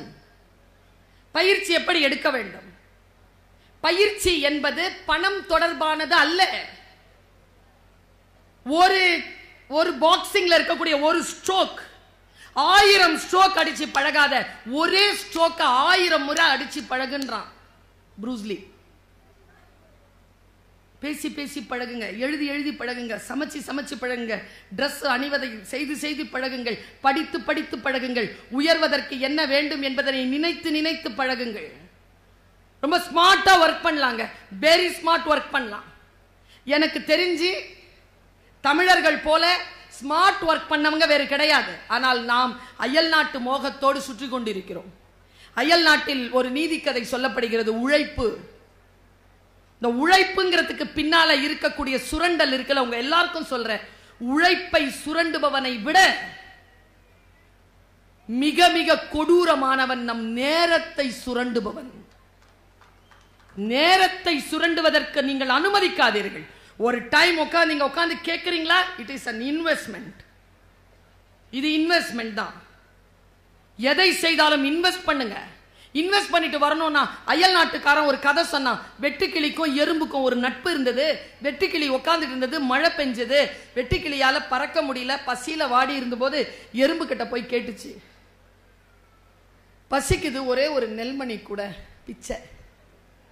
எறும்பு பார்த்துச்சு, அறிவில்லை உனக்கு, உழைச்சியா நீ, தின்னுட்டே இருந்த, உழைச்சதெல்லாம் தின்னுட்டே இருந்த, உழைப்புன்னு என்ன தெரியுமா, சேமிப்பும் உழைப்பின் ஒரு மிகப்பெரிய பகுதி, சேர்த்து வச்சியா நீ, எப்ப பார்த்தாலும் இந்த கிட்டாரை வச்சு வாசிச்சுட்டு இருக்கிற, கிட்டாரை கொடு. கிட்டாரை வாங்கி வச்சுக்கிச்சு, டெய்லி வெட்டுக்கிளி எறும்புகளோடு போய் சேர்ந்து 10 தானியம் சம்பாதித்தது என்று எல்கேஜியிலே ஆங்கிலேயர்கள் கதை வைத்து விட்டு போனார்கள். நான் கதையை அங்கிருந்து தொடங்குறேன். நான் தான் அந்த வெட்டுக்கிளி. நான் எங்கே போகிறேன் என்று எனக்கு தெரியும், அதனால் சொல்லுகிறேன். நான் தான் அந்த வெட்டுக்கிளி. பசி, எறும்பு கிட்ட கேட்டேன்தான். எறும்பு என்னுடைய என்னுடைய கிட்டாரை புடுங்கிருச்சு. நான் அது கூட போய் டெய்லி கூலி வேலை செஞ்சு 10 ரூபா 10 தானியம் சம்பாதிக்கிறேன். 10வது நாள் எனக்கு அந்த வேலை போர் அடிச்சிருச்சு. நான் யோசிக்கிறேன், நான் இது கூட போய் இந்த வேலை செய்யணும்னா நான் ஏன் வெட்டுக்கிளியா பிறந்தேன்? எனக்கு ஏன் கிட்டார் வாசிக்க தெரியும்? எறும்புக்கு தெரியாதது எனக்கு தெரியுதில்ல. செத்தாலும் சாவேனே தவிர, இதை நான் சொல்லலைங்க, எல்லா வெற்றியாளர்களும் சொல்கிறார்கள், வெற்றி பெறுவதோ தோற்பதோ முக்கியமல்ல, இஷ்டத்தின்படி வாழ்ந்துவிட்டு எது எல்லாம் உங்களுக்கு இஷ்டமா இருக்குதோ. இதை சொன்னவர் பாலு மகேந்திரா. எனக்கு படம் எடுக்கிறது பிடிக்கும், வெற்றி தோல்வியெல்லாம் படம் எடுக்க பிடிக்கும், அவ்வளவுதான். சம்பாதிக்கிறனோ புகழோ பயணமோ, மக்களுக்கு நல்லதை சொல்ல வேண்டும். பயணம் போய்கொண்டே இருக்கிறது. நான் அந்த கிட்டார் அவன் கிட்ட போனேன், மரியாதையை என் கிட்டாரை கொடு, செத்துருவேன், சாவுறேன், கிட்டார் வாசிச்சுட்டு சாவுறேன், பசிக்காக்கெல்லாம் இந்த வேலையை செஞ்சுட்டு இருக்க முடியாது என்னால, கொடு, இனிமேல் வந்த சாவடிச்சிருவேன். அந்த எறும்பு வந்தாதானே, நான் எதுக்கு சாவடிக்கணும், நீயே பசியில செத்து போற பாரு, ஏய் மரியாதையா என்னுடைய கிட்டாரை கொடு. வாங்கிட்டு போய் மரத்துல உட்காந்துச்சு, மழை நின்று இருந்துச்சு, கிட்டார் வாசிக்க ஆரம்பிச்சது. பா என்ன சுகம், வாசிச்சுக்கிட்டே இருக்கு, பசிக்குது, போய் இலைய சாப்பிடுது வருது, வாசிக்குது போகுது, இலைய சாப்பிடுது வருது, வாசிச்சுக்கிட்டே இருக்கு. சாயந்தரம் ஆச்சு, 2-3 மணி. கீழே பார்த்தா நிறைய எறும்பு போய்கிட்டே இருக்கு. சே, நேற்று ஃபுல்லா இதுங்களோட தானே உழைச்சி கிடந்தேன். கீழே பார்க்கும்போது வேகமா போயிட்டு இருந்தது ஸ்லோ ஆகுது.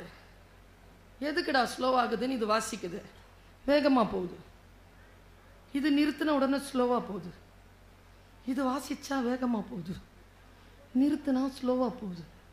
நேரா கீழே இறங்கி ஒரு எறும்பை கூப்பிட்டுச்சு.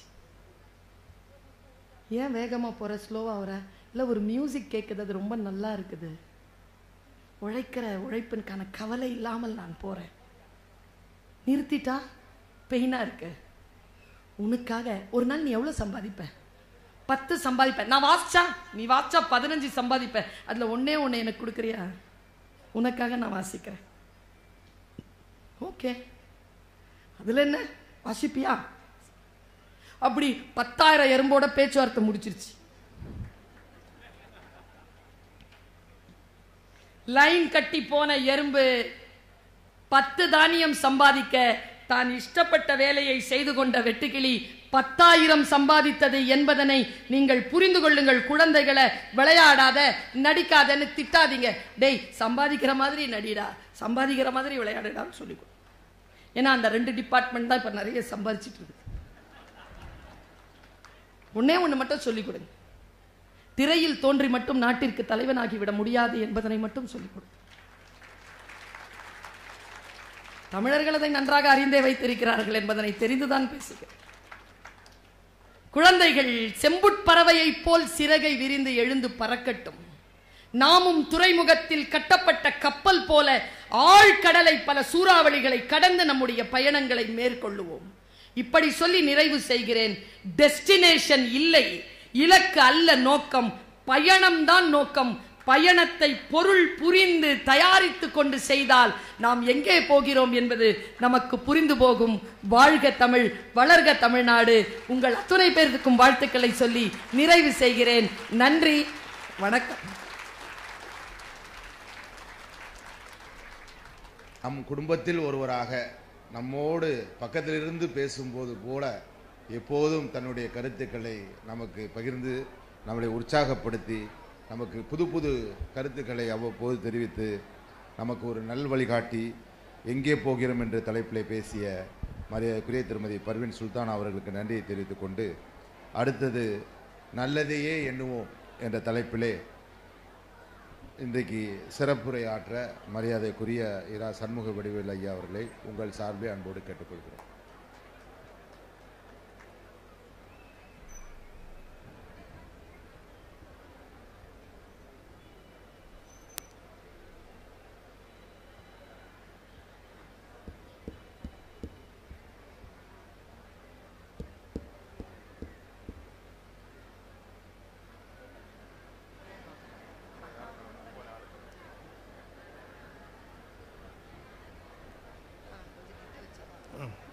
சரி சரி சரி சரி. மதிப்பிற்கும் போற்றுதலுக்கும் உரிய மாவட்ட ஆட்சித்தலைவர் அவர்களுக்கும் இந்த புத்தக திருவிழாவை மிக அருமையாக நடத்தி கொண்டிருக்கக்கூடிய பப்பாசி நிறுவனத்தாருக்கும் இந்த விழாவை முன்னின்று அருமையாக நடத்தி கொண்டிருக்கிற அதிகாரிகளுக்கும் எனக்கு முன்னே பேசிய அம்மையார் பர்வீன் சுல்தானா அவர்களுக்கும் அருமை தம்பி பிரிட்டோ அவர்களுக்கும் எதிரே திரளாக குழுமி இருக்கின்ற பெருமக்கள் எல்லோருக்கும் என்னுடைய அன்பான வணக்கத்தை முதலில் தெரிவித்துக் கொள்கிறேன்.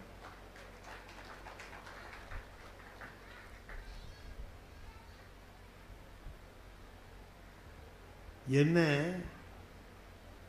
நல்லதையே எண்ணுவோம் அப்படின்னு பேர் சொல்லியிருக்காங்க. இவங்க 2 பேர் பேசிட்டாங்க.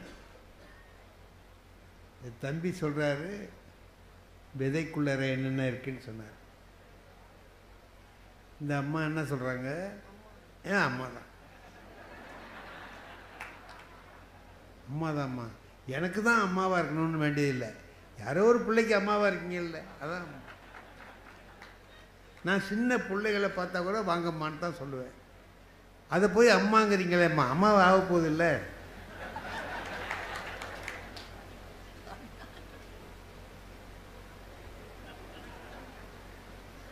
இல்லைம்மா, நம்ம மரியாதையாக எல்லாரையும் சொல்கிறது நல்லது. நம்ம மரியாதை காப்பாற்றப்படும், அதுக்காக நம்ம மரியாதையாக பேசிக்கணும். நல்லதையே எண்ணுவோம் அப்படின்னு சொல்கிறோம். காலையில் பேப்பர் படிக்கிறோம், எல்லாரும் ஏதோ ஒரு பேப்பர் வாங்கிட்டு வந்து படிக்கிறோம். எவ்வளவு செய்தி இருக்கு அதில். அந்த 2 பேர் படிக்கிறார், நான் படிக்கிறேன், இவரும் படிக்கிறார், பிரிட்டோவும் படிக்கிறார். கொஞ்ச நேரம் கழிச்சு அவர் என்கிட்ட சொல்றாரு, சார் திண்டுக்கல்ல ஒரு பொண்ணு 600க்கு 600 மார்க் வாங்கிருக்கு, ஆச்சரியம் இல்லை அப்படின்னு சொல்றாரு. காலை உணவு திட்டத்தையும் ஆரம்பிச்சுட்டாங்க சார். எவ்வளவு பிள்ளைங்க படிக்கும், எவ்வளோ பிள்ளைங்க இப்படி செய்தியாக சொல்கிறார்.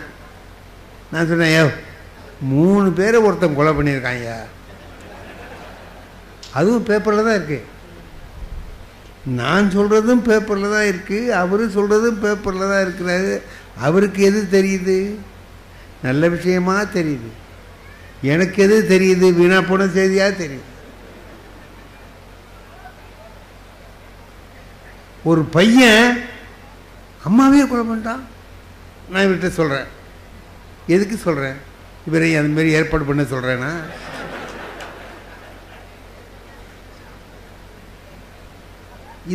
இதை சொல்லணும்னு அவசியமே இல்லைங்க. உலகம் தோன்றிய காலத்திலிருந்து கெட்டது நடந்துக்கிட்டு தான் இருக்கு. இன்னைக்கு தானே நடக்குது. இன்னைக்கு பேப்பர் இருக்கு, வருது. இன்னைக்கு டிவி இருக்கு, வருது. அந்த காலத்தில் ஒன்றும் இல்லை, தெரியாது. அரிஸ்டாட்டில் சொல்றான், ஒரு காலத்தில் பெரிய பெரிய காவியங்கள்லாம் வந்துச்சு. மகாபாரதம், ராமாயணம். அதுக்கப்புறம் அப்படி ஒன்றும் வரவே இல்லையே. இதெல்லாம் எவ்வளவு 1000 வருஷத்துக்கு முந்தி வந்தது. அந்த 2ஓட நின்று போச்சே.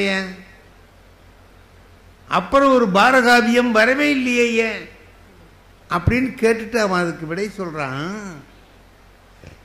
எல்லாத்துக்கும் காரணம் செய்தி, போக்குவரத்து, இதெல்லாம் முன்னேற்றம் அடைஞ்சது தான்டா காரணம்னா அவன் சொல்றான். அதாவது ஒருத்தன் இருப்பான், ராமன் ஒருத்தன் இருக்கான். அவன் ஒரு சிங்கத்தை அடக்கி கொண்டு போடுறான். செய்தி வந்துடுது, எங்க பார்த்தாலும் ராமன் சிங்கத்தை கொண்டு விட்டான். எல்லா இடத்துலையும் சிங்கம் தான் ராமனை கொள்ளும், இது ராமன் சிங்கத்தை கொண்டுட்டான். பாருங்க சார், பாருங்க சார்னு எங்க பார்த்தாலும் பேசிட்டு இருக்கான். இது எங்க பார்த்தாலும் பரவிட்டு, அது பரவறதுக்கே ரொம்ப காலம் ஆயிட்டு. ஏன்னா சொல்லி சொல்லி சொல்லி தான் போகணுமே தவிர பேப்பர் இல்லை, டிவி இல்லை, ரேடியோ இல்லை, ஒன்றும் இல்லை, பரவிட்டு. அப்புறம் ஒருத்தன் கிருஷ்ணங்கிறவன் என்ன பண்றான், ஒரு புலியை கொண்டு போறான். இப்ப என்ன ஆகுதுன்னா, புலியை கொண்டுட்டான் ஒருத்தங்கிற செய்தி வருது. இவனுக்கு முன்னாடியே ராமன் தெரியும், அதனால சிங்கத்தை கொண்ட ராமன் தான் புலியையும் கொண்டு இருப்பான். அடுத்தது சேரிடா அதுல கதைய என்ன, ராமன் புலியை ஒன்றையும் கொண்டுட்டான். அப்புறம் ஒருத்தன் ஒரு கரடியை கொண்டான், ராமன் கரடியை, எல்லாமே அவன் மேலேயே சேரும். ஏன்னா இன்னார் தான் செஞ்சான்னு விவரம் வெளியாக வாய்ப்பு இல்லை. அந்த காலத்தில் ஒருத்த மேலேயே எல்லாம் சேர்ந்தது. அதுக்கு ஒரு உதாரணம் சொல்றான் அவன், ஐஸ் பால்னு. ஒரு பனி மலை இருக்குல்லங்க, அதுல மேலே ஒரு சின்ன உருண்டையை உருட்டி பனியை போட்டோம்னா அது வரும்போது சேர்த்துக்கிட்டே வருமா. கீழே வரும்போது அது ஒரு பெரிய மலை மாதிரி பெருசா போயிடும். அது விழுந்து ஆள் செத்து போறதும் உண்டு. ஐஸ் பாலா அந்த காலத்தில் இருந்தது, இப்ப அப்படி இல்லை. இடையில இடையில தெரிஞ்சு போகுது. கொன்னது முதல்ல கொன்னது ராம, அப்புறம் கொன்னது கிருஷ்ணன், அப்புறம் கொன்னது நம்ம ராமசாமி, அப்படி வந்துடுது. ஒன்று ஒன்றா வந்ததுனால பெரிய காவியங்கள் இப்போ உருவாகவில்லை, உருவாகிற வாய்ப்பு இல்லைன்னு சொல்றாருமா. நீங்க மட்டும்தான் புஸ்தகம் படிப்பீங்களா? நாங்க படிக்க மாட்டோமா? அவங்க ஆச்சரியப்பட்டாங்களாம், இதெல்லாம் எப்படி இந்த ஆள் படிச்சான் அப்படின்ட்டு. ஆச்சரியப்பட்டேன்னு சொல்றீங்களே. இல்லைம்மா, அந்த மாதிரி பெரிய பெரிய காவியங்கள்லாம் உருவாகவில்லை இன்னைக்கு. அப்படின்னா என்ன காரணம்னா, நிறைய சார் சிலப்பதிகாரத்தில் பாண்டியன் நெடுஞ்செழியன் செத்து விட்டான். கண்ணகி வழக்குரைச்சா, யானோ அரசன் யானே கல்வன்னு சொல்லி நான் தப்பா தீர்ப்பளிச்சிட்டேன்னு சொல்லி உழுந்து செத்து விட்டான். இவ 14 நாள் நடக்கிறான். நடந்து ஒரு வேங்கை மரத்தடியில் நின்று தெய்வ போயிடுறான், சொற்களத்துக்கு போயிடுறான்னு வச்சுங்களேன். அது கதை முடிஞ்சு போச்சு. இந்த செய்தி ஒரு ராஜா செத்து போயிருக்கான் பாருங்க. யாரோ ஒரு ஆள் இல்லை, ஒரு மன்னனே இறந்து போயிட்டான். இந்த செய்தி சேரன் செங்குட்டுவனுக்கு போய் சேர்றதுக்கு புதுசாக ஒருத்தர் சொல்கிறான், ஒரு வேடன் சொல்கிறான், இந்த மரத்தடியில் தான் வந்து நின்னா அப்படின்னா. அப்புறம் பக்கத்தில் இருந்த சீத்தலை சாத்தனார் இந்த கதையெல்லாம் சொல்கிறார். ஐயையோ அப்படியா, பாண்டிய நெடுஞ்செழியன் இறந்தா போயிட்டான் அப்படிங்கிறான். ஒரு மன்னன் இறந்த செய்தி இன்னொரு மன்னனுக்கு தெரியறதுக்கு 14 நாள் ஆச்சு. எப்போ? சிலப்பதிகார காலத்தில். லால் பகதூர் சாஸ்திரி ரஷ்யாவில் இறந்து போயிட்டார். ராத்திரி இறந்து போயிட்டார். விடிய காலம் நமக்கு தெரியுது. காலம் எவ்வளவு முன்னேறி இருக்கு, எவ்வளவு சீக்கிரம் நமக்கு செய்தி வந்து கிடைக்குது, எல்லாம் கிடைக்குது. ஐன்ஸ்டீன் தான் முதல் மனிதன் அப்படின்னு சொன்னீங்க. ஐன்ஸ்டீன் தான் உலகத்திலேயே புகழ்பெற்ற மனிதன். 2வது தான் மகாத்மா காந்தி. ஆனால் மகாத்மா காந்தியை பற்றி ஐன்ஸ்டீன் என்ன சொல்றாரு தெரியுமா? இன்னொரு 100 வருஷம் 200 வருஷம் போயிட்டதுன்னா, காந்தின்னு ஒரு ஆள் இருந்தார், அவர் இதெல்லாம் செஞ்சார் அப்படின்னு சொன்னால் எவனும் நம்ப மாட்டான். ஏன்னா கேட்டால் நம்ப முடியாத செய்தியெல்லாம் இவர் செஞ்சிருக்கார். நாம சொல்கிறோம், நிறைய பேர் என்னென்னமோ செய்தியெல்லாம் சொல்கிறோம். வாழ்க்கையில் நிறைய அனுபவங்கள் நமக்கு. இப்போ 2 பேருமே வாழ்க்கையில் ஏற்படுகிற நல்ல அனுபவங்களை பற்றி சொன்னார். நான் நாகூரில் இருந்தேன்.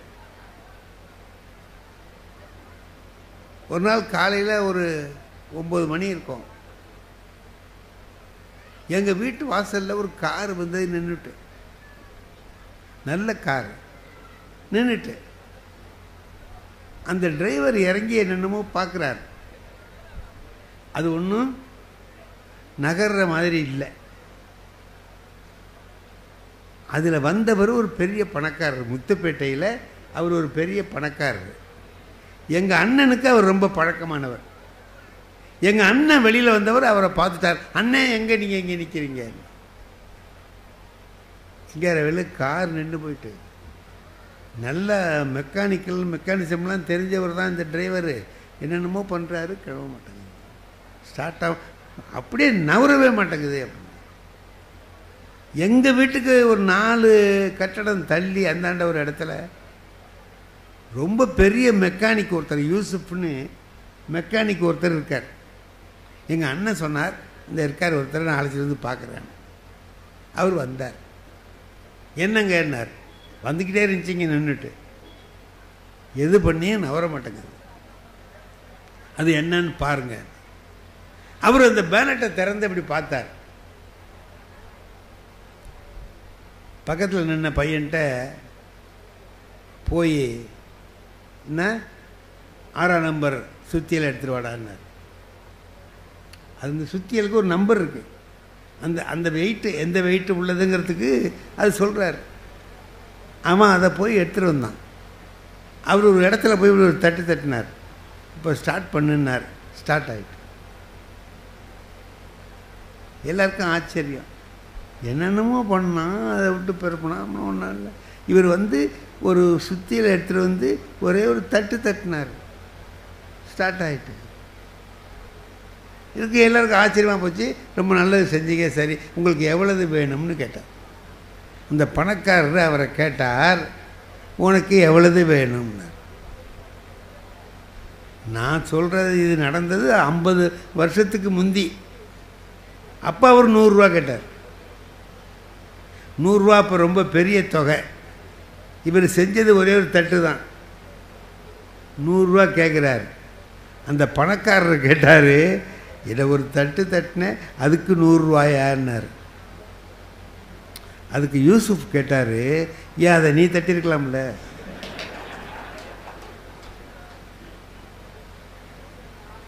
ஏன் என்ன கூப்பிட்டு தட்ட சொன்னேன்? டேய், இப்போ தட்டினதுக்கு இல்லைப்பா 100 ரூபா, இங்கே தட்டினா இது ஸ்டார்ட் ஆகும்னு தெரிஞ்சு வச்சுருக்கேன் பார், அதுக்கு 100 ரூபா. இது என்னுடைய அனுபவம், என்னுடைய அறிவு இல்லை. இந்த அம்மா இப்போ போகும்போது ஒரு 50,000 ரூபா பணம் வாங்கிட்டு போவாங்க பேசுனதுக்கு. நீங்கள் கேட்கலாம், என்ன ஒரு 3/4 மணி நேரம் நின்றுட்டு பேசினாங்க, அதுக்கு 50,000. அதுக்கு 50,000 இல்லை, இந்த சேகரித்தாங்க பாருங்கள், இதுக்கு பட்ட பாடு இருக்குது பாருங்கள், அதுக்கு 50,000. அம்மா நீங்கள் கூட வாங்கலாம், நான் குறைச்சி சொல்லிட்டேன்னு.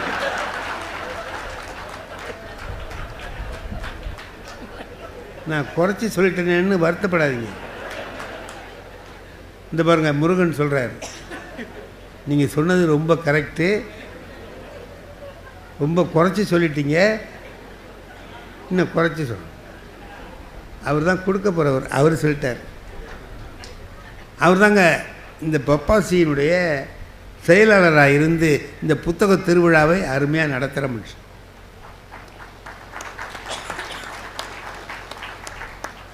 அவர் சொன்னார், இதை தட்டினதுக்கு அல்ல காசு தான் ஆண்டவன் உனக்கு இந்த தண்டனையை கொடுத்துருக்கான், ஓ பொண்டாட்டியை பலி கொடுத்துட்ட பாருன்னு எழுது.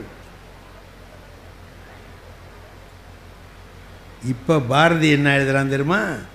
இந்தியா பத்திரிகையில் அந்த அமிர்த பஜாரில் வந்த செய்தியை எடுத்து எழுதி, அமிர்த பஜார் செய்தது பேடித்தனம்ங்கிறான். பேடித்தனம். நம்ம எதிரியாகவே இருந்தாலும் அவனுக்கு ஒரு துன்பம் வரும்போது அதை பார்த்து சந்தோஷப்படுவது மனித தன்மையே இல்லை.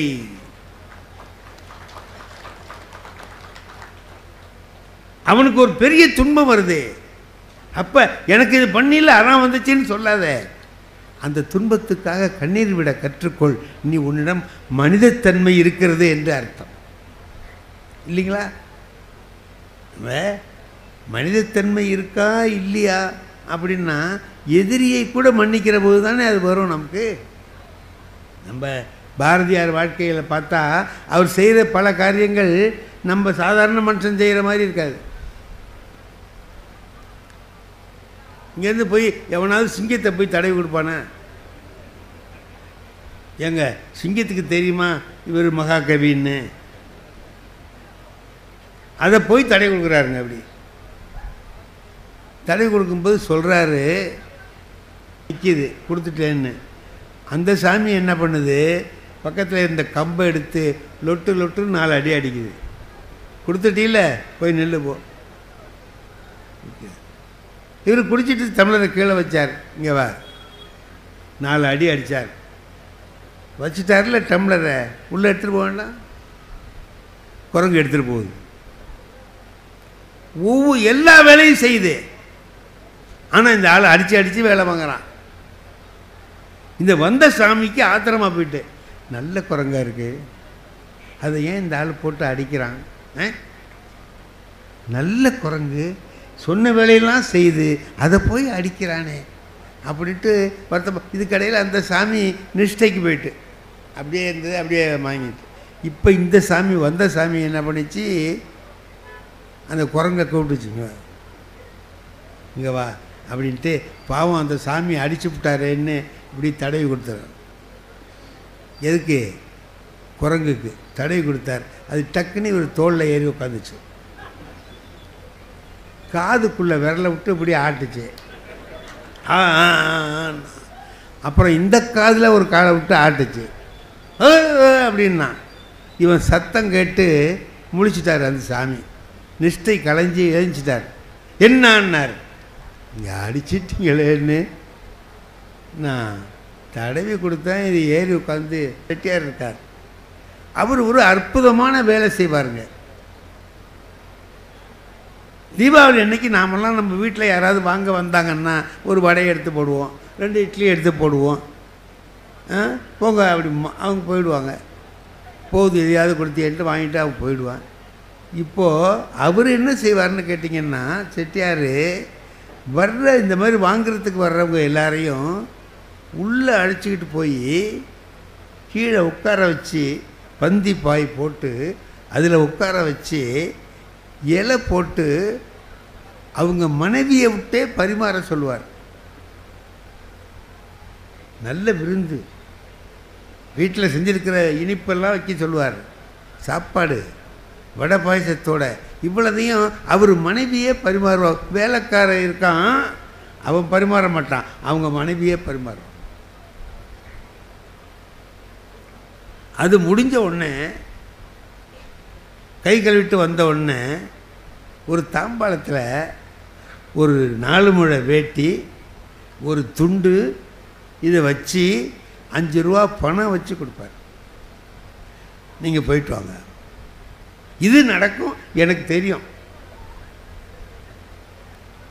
நான் அந்த தீபாவளி அன்னைக்கு என்ன பண்ணுறேன், நான் வெளில நின்றுக்கிட்டு அங்கேருந்து வர ஒருத்தரை கேட்டேன், ஐயா எங்கே போய்ட்டு வரீங்க? செட்டியார் வீட்டுக்கு போய்ட்டு வர்றேன். எப்படி? என்ன செஞ்சார்? என்ன செஞ்சார்? உள்ள அழைச்சிட்டு போய் சாப்பாடு போட்டார். சாப்பாடு எப்படி இருந்துச்சியா? வடை பாயசத்தோட வச்சான். வேறு ஏதாவது? ஒரு வேட்டி கொடுத்தாரு, 4 முழ வேட்டி. 8 முழமாக கொடுக்கக்கூடாது.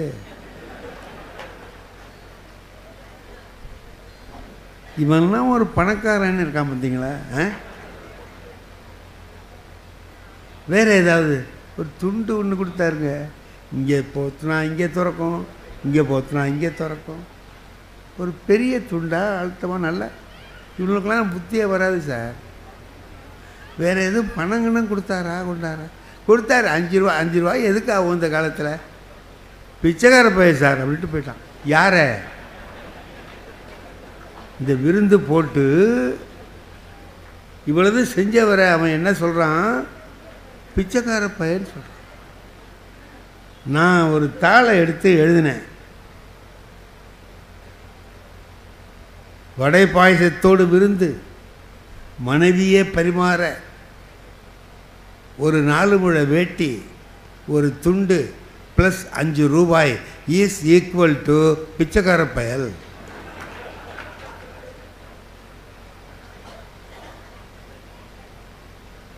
அப்புறம் ஒருத்தன் வந்தான். ஏன் எங்கே இருந்து வரி தேவையில்ல, என்ன சரி என்ன? அதனுடைய பெருமையை உணரல, அதை லேசாக நினைக்கிறான். நமக்கு இப்படி செஞ்சாங்களே அப்படின்னு உதவிக்கலாம் செலவாகும். சரி போலீஸில் சொல்லிடுவோம்னா அது இன்னும் கொஞ்சம் கூடுதலாக செலவாகும்.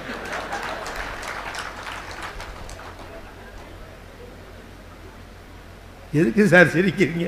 எனக்கு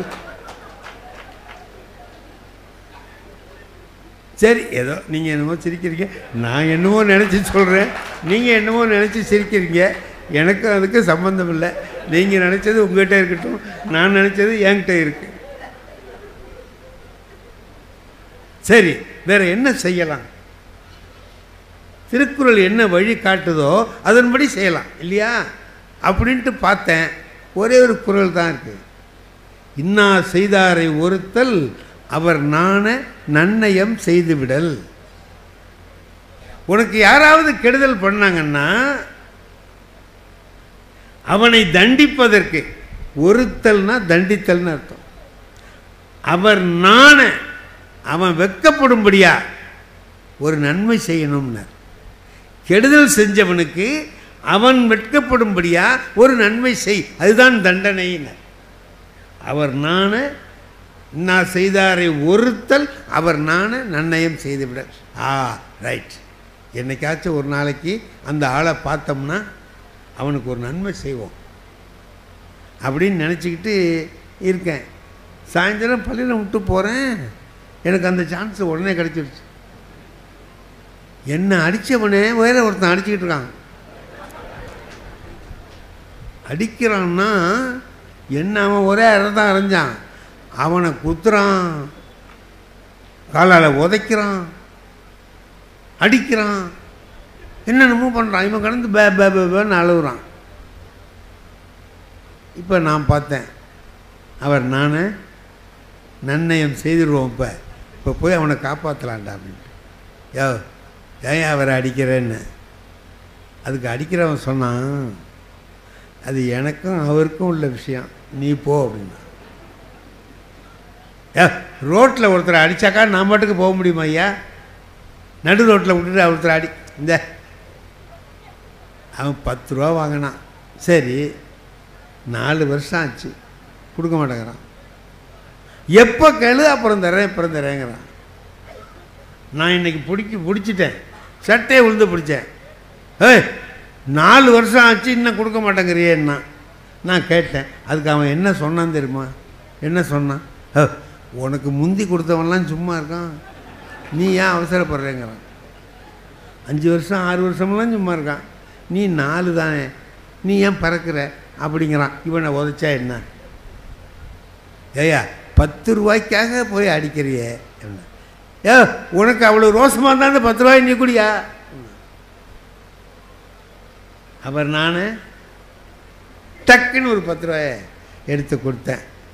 அவன் வாங்கிட்டு இப்போ தான் நீ மனுஷன் அப்படின்ட்டு போயிட்டான். இப்போ இவன் என்ன செய்வான்னாரு திருவள்ளுவர்?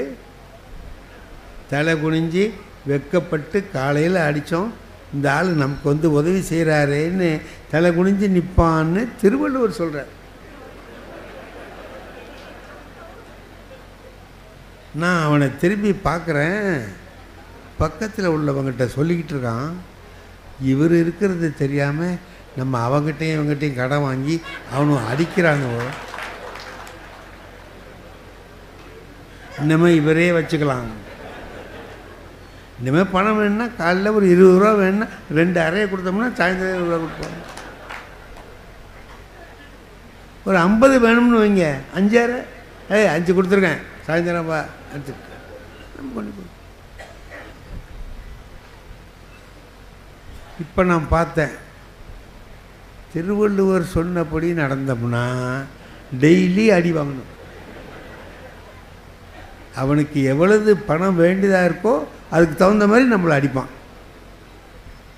ஏயா திருவள்ளுவரை ஒன்று நம்பினதுக்கு எனக்கு இதானா அப்படின்ட்டு போனேன். வீட்டில் திருக்குறளை எடுத்து படித்தேன்.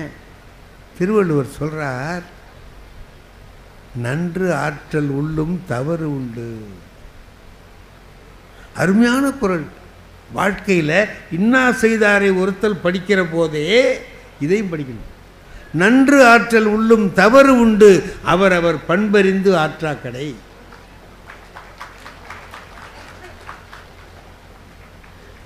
நல்லது செய்யறதுலையும் ஒரு தப்பு இருக்கடான்னார். நல்லது செய்யறதுலையும் ஒரு தப்பு. நல்லது செய்யறதுல எப்படி தப்பு வரும்? இருக்கு. அவன் பண்பு தெரிஞ்சு செய்யினார். அதுதான் அவர் சொன்னார். இல்லை இருட்டு பயமாக இருக்கு. ராஜாவுக்கு தண்ணி தாகம். மந்திரிக்கிட்ட சொன்னார், எனக்கு ரொம்ப தண்ணி தாகமாக இருக்குன்னு. மந்திரி சொன்னான், எனக்கும் தாகமாக தான் இருக்குது, போய் ஏதாவது தண்ணி கொண்டாயா. நானும் சுற்றி பார்த்துட்டு தண்ணி இல்லை மகாராஜா. 2 கிலோமீட்டர் சுற்றி அடிச்சிட்டேன் தண்ணி. அப்புறம் எப்படா நம்ம தண்ணி குடிக்காமல் எப்படா இருக்கிறது, என்னமோ பண்ணுறது, அப்படி தான் இருக்கணும். அப்போ ஒரு பிச்சைக்காரன் ஒருத்தன் வர்றான், டக்குன்னு தட்டிக்கிட்டு வர்றான். அவனுக்கு பார்வை இல்லை, 2 கண் பார்வையும் இல்லை, ஊன்றுகோலோட ஒரு துணையோடு வர்றான். கிட்ட வந்து இங்கே யாருங்க பேசிகிட்டு இருக்கீங்க யாருன்னு கேட்டான். மந்திரி சொன்னார், ராஜா நிற்கிறாருப்பா, நான் மந்திரி, 2 பேரும் இருக்கோம்.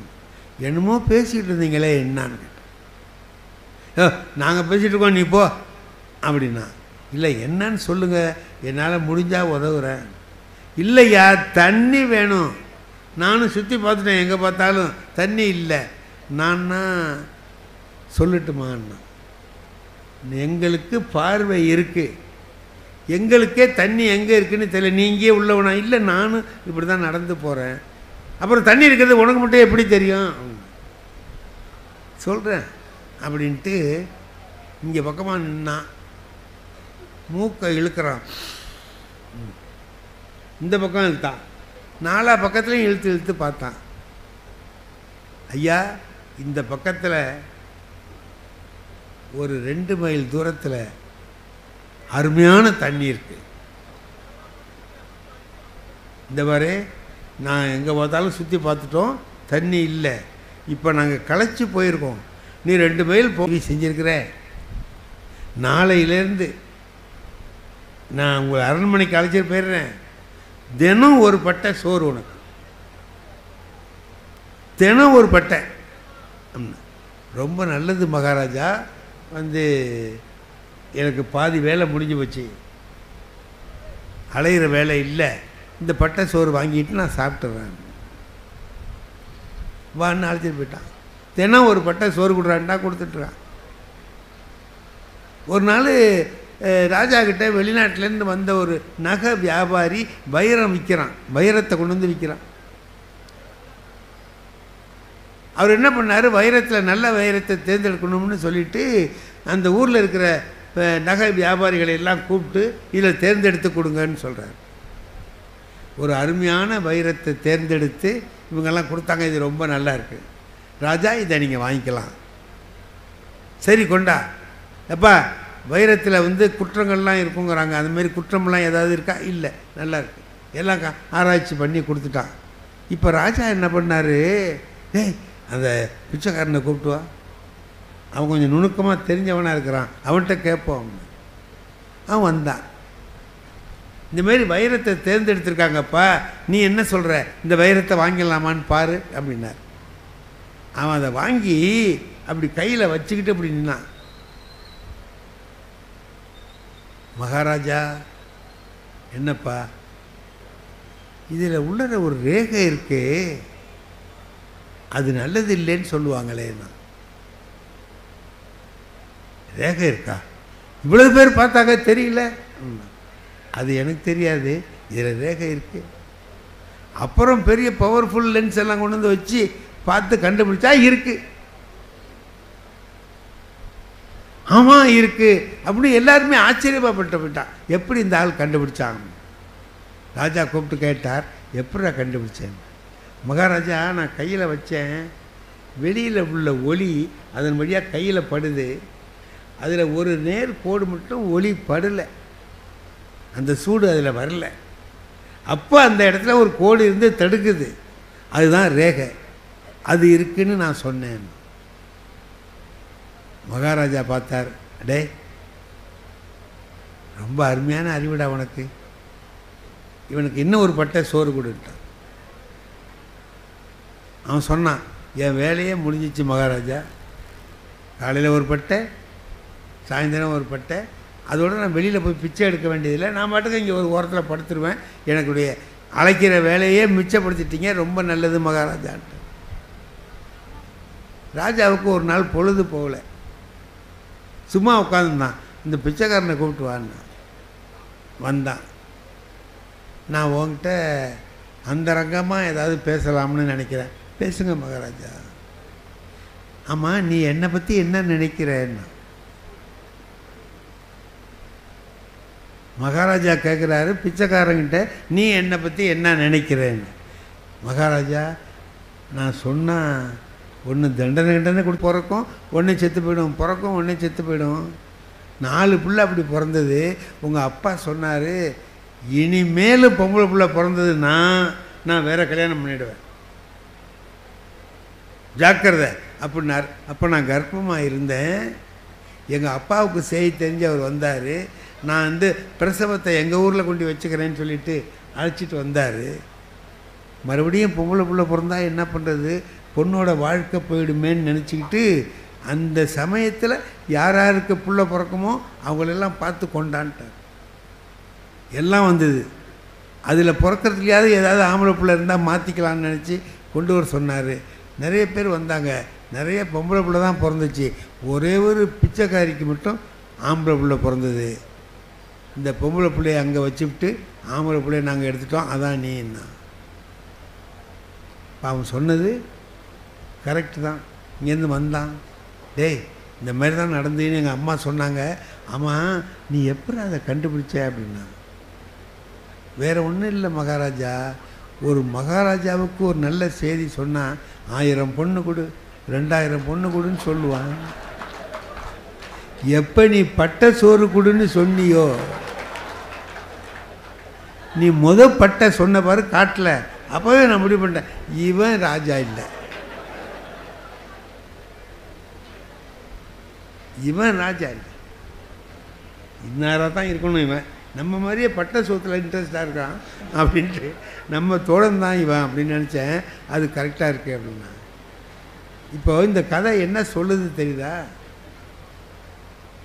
எந்த இடத்துல நீ இருந்தாலும் நம்முடைய பரம்பரை குணம் நம்மளை விட்டு போகாது. இவ்வளோ பெரிய ராஜாவாக இருக்கிறான், இந்த ஒரு 1000 பொண்ணு உனக்கு, இந்த 2000 பொண்ணு அப்படின்னு சொல்லக்கூடாது, வராது.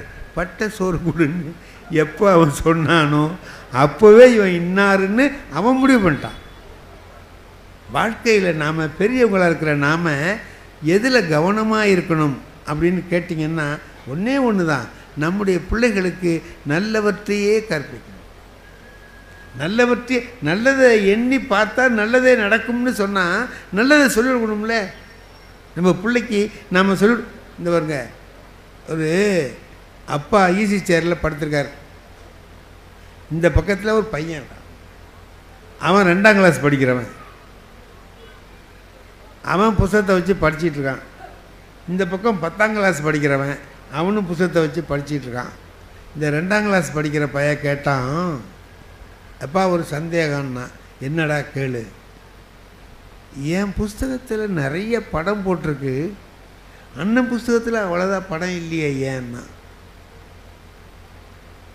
அதுக்கு அப்பா என்ன சொல்லணும், நீ சின்ன பிள்ளை, மயில் அப்படின்னா தெரியாது உனக்கு, மயில் படம் போட்டு காட்டுறாங்க, ட்ரெயின் 4 பயலை கெடுத்து அழைச்சிட்டு போவான், இதானே, இதெல்லாம் எனக்கு தெரியும் சாருங்கிறார்.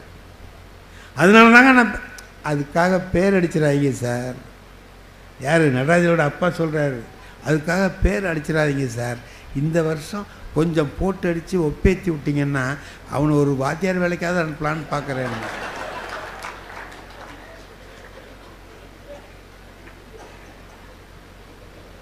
அட பாவி பயலே,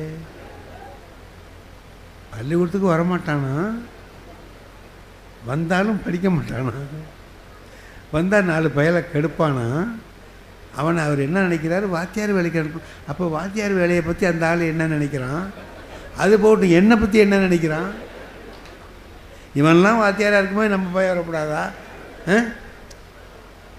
பெற்றோர்கள் அந்த பிள்ளைகளை எப்படி கையாளுறார்கள், அவனுக்கு என்ன எண்ணத்தை உண்டாக்குறாங்க, அது எதை உண்டாக்குறாங்களோ அதற்கு ஏற்றபடி தானே அவன் இருப்பான். ஆகையினால நம்முடைய வாழ்க்கையில் நல்லதையே எண்ணி நல்லதாக நம்ம பிள்ளை நல்லா வரணும், நம்ம பிள்ளை உயர்வாக வரணும் அப்படிங்கிற எண்ணத்தோடு அவனை வளர்க்க ஆரம்பித்தால் நிச்சயம் நம்முடைய பிள்ளைகள் நல்லா வருவார். அவனை நீங்கள் ஒன்றுமே செய்ய வேண்டியதில்லை. இன்றைக்கி நம்ம ஜவ்வாது மலையில் உள்ள மலைவாழ் கிராமத்தில் உள்ள ஒரு பெண், பத்திரிகையில் எல்லோரும் படிச்சிருப்பீங்க, நீதிபதி ஆயிருக்கா. எவ்வளவு பெரிய விஷயம் தெரியுமா அது? அந்த பரம்பரையே படித்ததில்லை சார், பரம்பரையே படித்ததில்லை. அந்த பொண்ணு படித்து இன்னைக்கு நீதிபதியாக தேர்வாகி வந்திருக்கா. அந்த பொண்ணு சொல்கிறா, பரீட்சை அன்னைக்கு நான் திருமணம் ஆகிட்டு, பரீட்சை அன்னைக்கு ஒரு 2 நாளைக்கு முன்னாடி எனக்கு குழந்தை பிறந்துட்டு, குழந்தை பிறந்து 2ஆவது நாள் பரீட்சை, அப்படியே குழந்தையோட போய் பரீட்சை எழுதினேன், நான் பாஸ் பண்ணிட்டேன், நான் பட்ட பாட்டுக்கு ஒரு நல்ல பலன் கிடைச்சிட்டு. அதாவது ஒரு முயற்சி பண்ணி நாம் வந்து தான் ஆகணுங்கிற ஒரு உறுதியோட ஈடுபடுகிற பொழுது நிச்சயமாக அது நமக்கு கிடைக்கும். அந்த பொண்ணு இது வரைக்கும் அவங்க வீட்டில் யாரும் படிக்கலை. நான் ஒரு கதை சொல்கிறது பழக்கம், ஒரு கிராமத்து கதை. ஒரு வாத்தியார் ஆற்றுல இறங்கி அப்படி அக்கறைக்கு போகிறாரு, நடு ஆற்றுல மாட்டிக்கிறார், பள்ளத்தில் மாட்டிக்கிட்டார். அவருக்கு நீச்சல் தெரியாது. யாராவது காப்பாற்றுங்க, எனக்கு நீச்சல் தெரியாதுன்னு கத்துறாரு. ஒரு மாடு மேய்ச்சிட்டு இருக்கிற பையன் ஓடியாந்து அவர் அப்படியே சிண்டை பிடிச்சி தூக்கிட்டான். எப்போவுமே ஆற்றுல ஏதாவது முழுகுனாங்கன்னா சிண்டை தலைமுடியை பிடிச்சி தான் தூக்கணும்னு தான் எல்லோரும் சொல்கிறாங்க. எங்கள் பள்ளிக்கூடத்தில் டாக்டர் ஒருத்தர் வந்து ஃபர்ஸ்ட் எய்டு நடத்தினார். அப்போ அவர் சொன்னார், எங்கள் பள்ளிக்கூடத்துக்கு எய்த்தாப்பில் பெரிய கமலாலயம்னு ஒரு குளம் இருக்குது.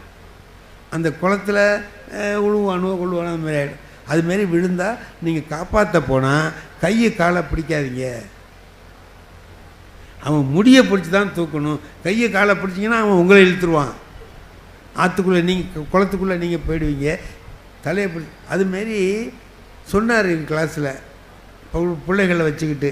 அதில் ஒரு பையன் கேட்டான், முடியை பிடிக்கலான்னு சொல்கிறீங்க, அது சரிதான், அவன் மொட்டை அடிச்சிருந்தான்னா அவன் தலைவிதின்னு விட்டுடுறான்ட்டு. எதையும் புரிஞ்சுக்கிட்டு சரியாக செய்கிற பொழுது சரியாக இருக்கும். அவன் பிடிச்சி தூக்கணும். வாத்தியார் ஐயான்னா வராது. படித்த குடும்பத்தில் உள்ளவன் தான் படிப்பான். இன்னைக்கு அது மாறி இருக்கா இல்லையா? ஜவ்வாது மலை கிராமத்தில் இருந்த பொண்ணு, அவங்க வீட்டில் யாருமே படிக்கலை, அது மட்டும் படித்து இன்னைக்கு நீதிபதி ஆக முடிஞ்சிருக்கா இல்லையா? எப்படி வந்தது? எப்படி முடிஞ்சது? பேப்பரை படித்த உடனே அதையும் இதையும் படிச்சுக்கிட்டு கொலையும் கொள்ளையும் படிக்கலை, நல்லதையே படிச்சது, நல்லதையே நினைச்சது, நல்லா வருது. அதால் அந்த குடும்பத்தில் யாராவது நினச்சிருப்பாங்களா நம்ம குடும்பத்தில் ஒருத்தர் நீதிபதியாக வருவாங்கன்னு?